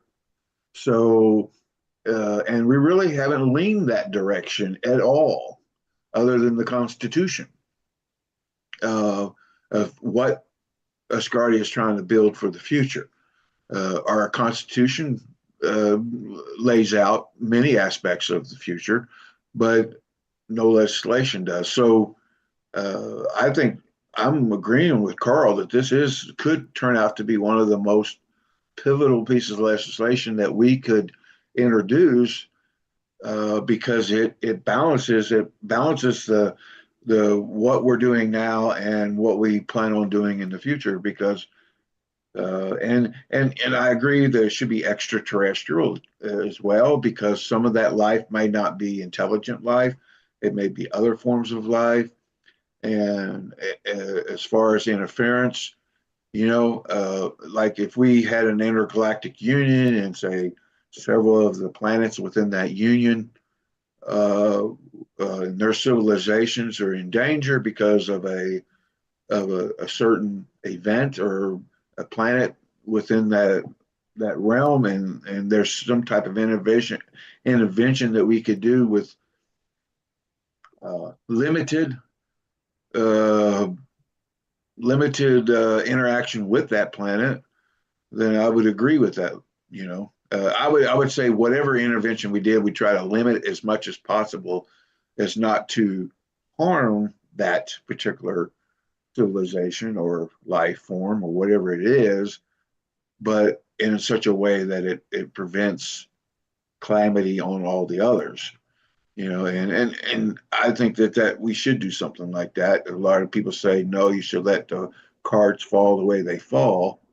And that argument has been brought up in Star Trek as well, where do you intervene or do you just let the cards fall where they are, where they're going to fall?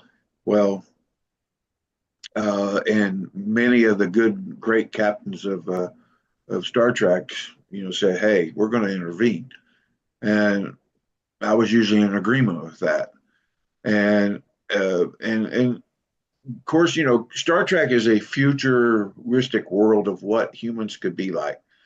And so and eventually that's what Asgardia could become, is something like what you see in Star Trek.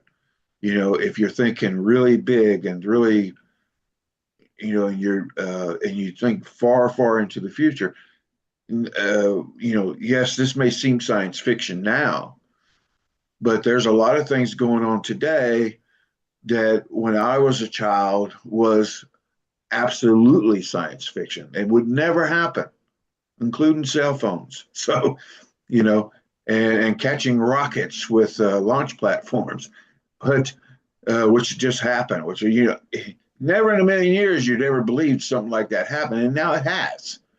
So, so this is not something that you can just shrug off and say, oh, that'll never happen. No, this is something that could very well possibly become a reality for human race. And therefore, we need to be part of that process, because I guarantee that process will develop whether we're part of it or not. And I would like to see Asgardia become the leader in that process. And Ada brought up a good comment in the comment section about how a lot of world leaders, are actually talking about this particular subject behind closed doors. They're starting to think about this. And so we could actually be a leader in this area. And so I praise Ferda for her efforts in putting this forward. Thank you. Thank you. Let me go to Ariadne and then Ada. Ariadne.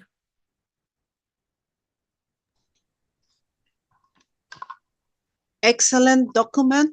I think it's very interesting to think in the no intervention in conflicts, not only with aliens or people from extraterrestrial places so far away of us, because we don't know the Wild West. Do you remember that you talking about that? Well, the Wild West is there in the future. We don't know how it happens in the future with some nations and agencies that wants to protect specific areas in the orbit. And no intervention of Asgardia is to be peaceful people with the principles of peace and humanity and unity and solidarity. And an example for all that people that wants to create a conflicts in the space. That's good. Thank you, Ferda. Thanks, Ada, then Ikobi, and then back to Ferda. then any other points. So Ada, you're next.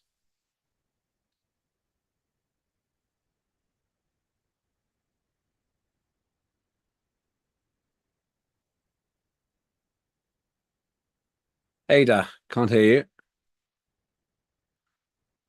Ada. Can you hear me? Yeah, now, yeah, we can hear you now. Yeah. Yeah, sorry. Yeah, when I say this is a good point that further brings us for now and the future. And congratulate her to put it on in Asgardia Space Nation. But it's an issue that been for years, long years, right in this planet. So when I say I talked to the two doctors, I was not kidding. They get near us depend on the level of energy. And we have another ones around, but we ain't gonna talk about them. But this kind of people that wants to contact with human, they like to be friends. They really have the different of eating. And when I said about these doctors, I ain't gonna say the name. Um, it's a change they did in front of me in one point, and I knew that they was not from here. So it's a good document and a starting point to talk about it in Asgardia Space Nation in her viewpoint. Um, we know that the government already start in TV and in the news. I saw it Friday already. They talking about the aliens and things like that because they're really being contact. You could see flying saucer, and I experienced one time. It was a big one. Depends on the color. You could see how who they are, what they want. But since I saw that one, that big color, it was a light blue, more beautiful on the sky. And the people that know says that they are the good ones. So we up there and up down here before we go up there. I think we're gonna have already contact. And further has a good document to open this to Asgardia Space Nation, especially the people that doesn't believe. When I say so, I'm not joking because I saw it and I experienced that. So thank you, further for to bring us this information. Thank you. Thank you, Ada. And we go to Ikeobi next.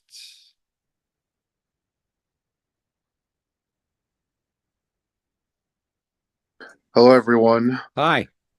Good to speak to everyone again. Good to speak to you. That I did want to put into consideration, especially because space is a new frontier. A lot of the laws that have currently been established in space are favorite are favorited in a direction that it points towards local and sort of companies more specifically than space kingdoms.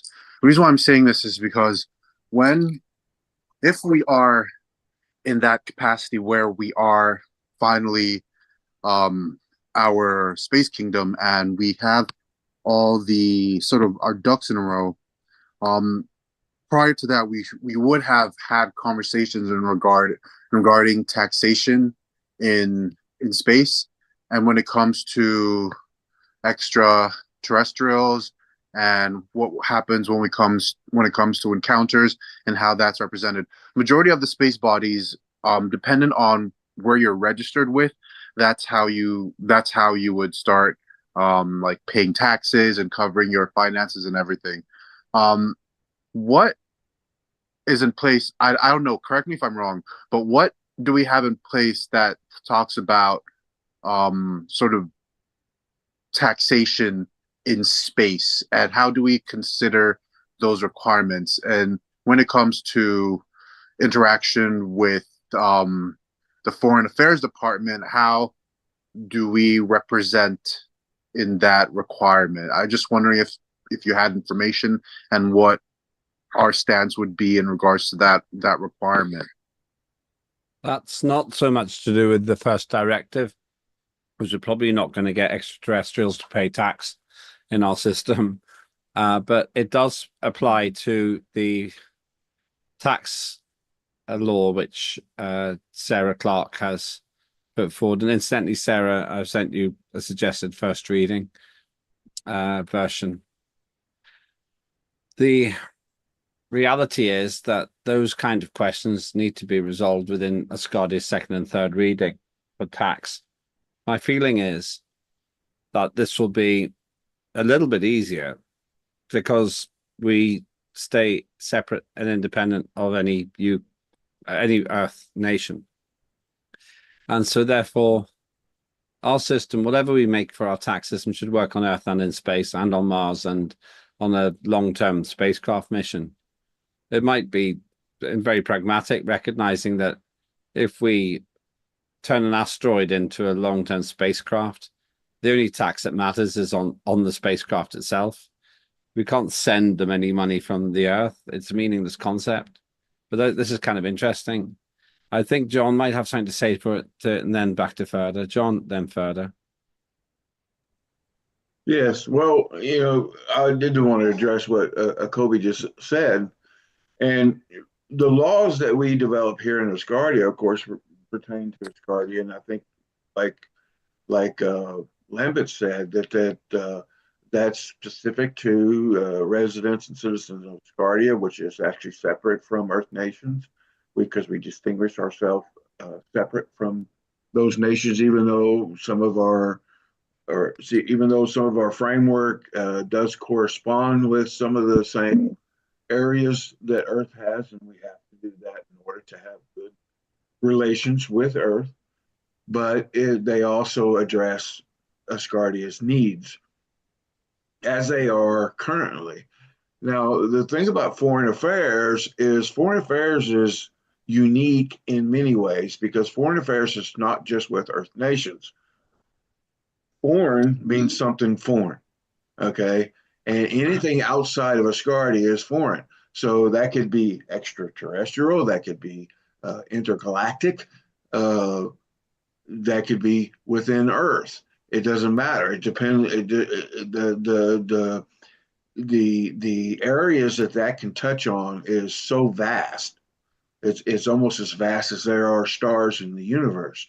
So, if not more. So it depends on how far you want to go with it. And of course, I see Asgardia going as far as any human in history has ever gone. But and that's one of the main reasons that I have chosen to be with Asgardia, because they already have a vision of something better than just what we have here on Earth. Looking beyond Earth. And even right now, within all these other nations, they're starting to look beyond Earth. They're starting to look at humans as a multi-planetary species. Now, Asgardia has looked at this at the very beginning. Ever since the beginning of Asgardia, the conception of Asgardia, we considered our humans as a multi-planetary species. So, and if we're going to be a multi-planetary species, we also have to be willing to consider that there are extraterrestrial life forms out there, because the possibilities are very high due to the vastness of the galactic realm. I mean, billions upon billions of, well, trillions of galaxies out there. When those telescopes take one little, the size of a dime of space, and inside that dime is literally billions of galaxies, and that's just covering one little spot in space. So imagine the whole circumference of the Earth filled with dimes looking out, how much that would be, what the numbers would be. It's incomprehensible. And to think that out of all those billions of galaxies, that there's only one life form, which is humans. No, that's ridiculous. The odds are that that's not true. So, but the thing is we have to develop technologies and whatnot in order to transition into that realm of meeting these. And I think that's the only reason why we haven't seen or haven't interacted, other than what some people have, some secret interactions, what some people believe is the only interaction we've had. Well, it's because we're not developed enough. But Asgardia is making that leap to develop humanity in a manner to where we would be. And that's where foreign affairs comes into play, because they not only have responsibility for international relations with here on Earth, but they would also have responsibilities for intergalactical relationships as well. And I think this legislation has the momentum to showcase our intergalactic type of interaction with the universe. So, yeah, anyway. I'm sorry. I'm actually really excited about that. I could talk about it all day long, because it puts me, when I look at this piece of legislation, it puts me into the realm that I've been in most of my life, because I'm a big Star Trek fan, and I'm a big fan I am a big believer in that humanity can achieve that presence that Star Trek has, the community that it has. I believe we can achieve that. And I'm very excited to see where the world's going right now, as far as making Earth a multiplanetary species, or Earthlings a multiplanetary species, because that is actually going to bring us to that level. And a lot of that has to do, of course, with SpaceX and Elon Musk's wanting to get to Mars by a certain date, and China's trying to beat him at that goal. But anyway, and so it's exciting when I see them moving in that direction, and I hope they continue to move in that direction. And that actually is better for Asgardia too, because it makes our efforts more of a reality than what they were before. So yeah, because Asgardia wants to live in space. So and in order to live in space, humans have to become an interplanetary species. So anyway, thank you. Thanks, John. Let me hand back to Ferda to summarize. Ferda. Thank you very much. Yes, our Foreign Affairs Committee meetings are going with long discussions, and we have a lot to do with this legislation. Always John, Jose, Carl, me, and most of the members who are attending to the meetings are discussing very deeply. This will take time, so sorry for first reading. We cannot give the date for it, but we are working on it, and it will come very good. If you like, we can arrange another legislation forum in 6 months, maybe, to take our other colleagues' ideas, collect them together, and put a better job inside this legislation. So it will be better for us to do the important legislation once and for all. Thank you very much. Thank you very much. That's really interesting. And it reminds us that our prime directive is to peacefully populate space and to coexist with whoever we find there. At least that's what I think we want to do. One of the interesting questions I have is what value structure a conscious alternative race would have. Would they have come up with a peace-loving approach that we have, or would they regard us as food? We don't know. And So there's other big questions that we have yet to answer. However, the good news is that we've made a start. That leads me to my second and final point. It seems important to me that we're realistic about the importance of what we do. This isn't a game. If we met extraterrestrial life, whether it was simple viruses or bacteria or some kind of plant, we're not really prepared for this. And I think that Asgardia can provide a maturity of vision, a sensible, calm outlook, which can be incredibly helpful and important to the human race. For that reason, I think that what we're doing is really vital. And what we do is absolutely central to the future of humanity. Literally, it's that big. Thank you. Any other points anyone would like to make on this before I move on to the final item? Okay. Let me go back to the agenda. So we had the opening of the forum. I mentioned the LifeShip project, and then we've covered the Competition and Fair Trade Act first reading with John Fine, the Copyright Act second reading with Ria Dell, Contract Act second reading also with Ria Dell. Then we talked about the Asgardia Tax Act with Sarah Clark, which I hope to put into the agenda. Then I explained the process for the Youth and Education Act, complex but very important.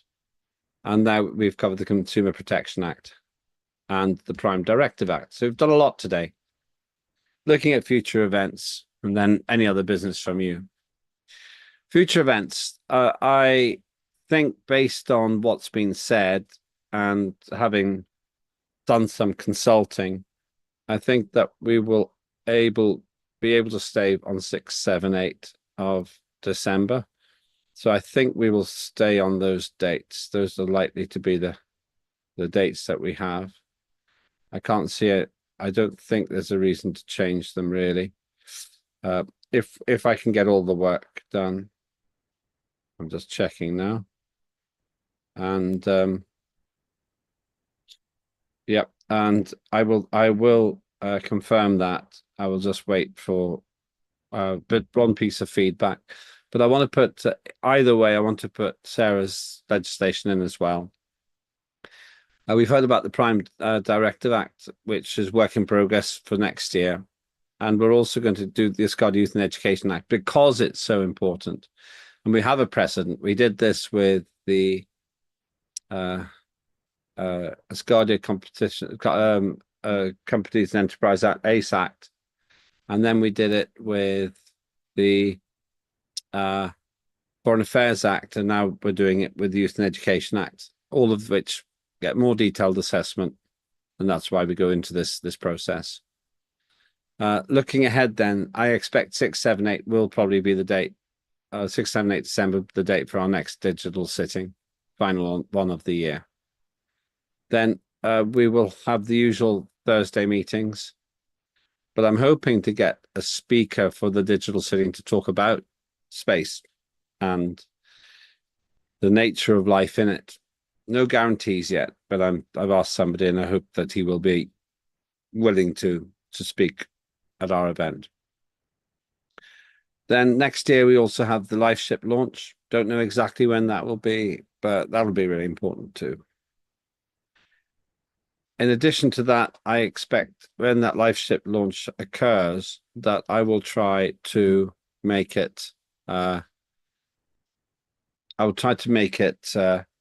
the States, United States, so that we can actually have a series of Asgardia events. Two other things. We are looking for nations to recognize Asgardia, and that would be a very big event for us. Please, I ask you to consider your contacts with terrestrial nations, and please let me know if there's something I can do to help to make one of those nations actually recognize Asgardia. We want to be recognized by United Nations, and that's our mission objective in being recognized by a United Nations affiliated country. And the final thing is we will have a year day, as we always do, final day of the year, and we usually have a 1 hour event. I haven't decided what time yet, but it's just a tradition now, and we've done this for 8 years now, I think. So we'll do it again. So that's it. The main thing I have to do in terms of the timing, just to confirm 6, 7, 8 December. I think that's where it will stay. Any other business from colleagues? Okay, so we've done it in just over 3 hours, which is good. Very efficient. Thank you, everybody. We had 29 people in total, so when we get to 14, I'll close it. Action steps. Sarah, I've sent you a first reading proposal. I'll modify, Linda, I've modified the agenda to include that, and I'll put the program together as well and send it to you now as well. Thank you, everyone. Very good day. Very productive. I hope you've had a good time. I hope you found it interesting. Get well soon, Ricky, who did not seem very well earlier on. Sarah, you're driving now. Have a look at your emails. You'll see there's a first reading there. Don't crash. Don't crash. That's good. Thumbs up. Keep your hands on the wheel. And we need you. You're very important. And with that, I'll close the sitting. So thank you. You can close the recording. Thank you for watching. Wherever you are, please join Asgardia. And after Rebecca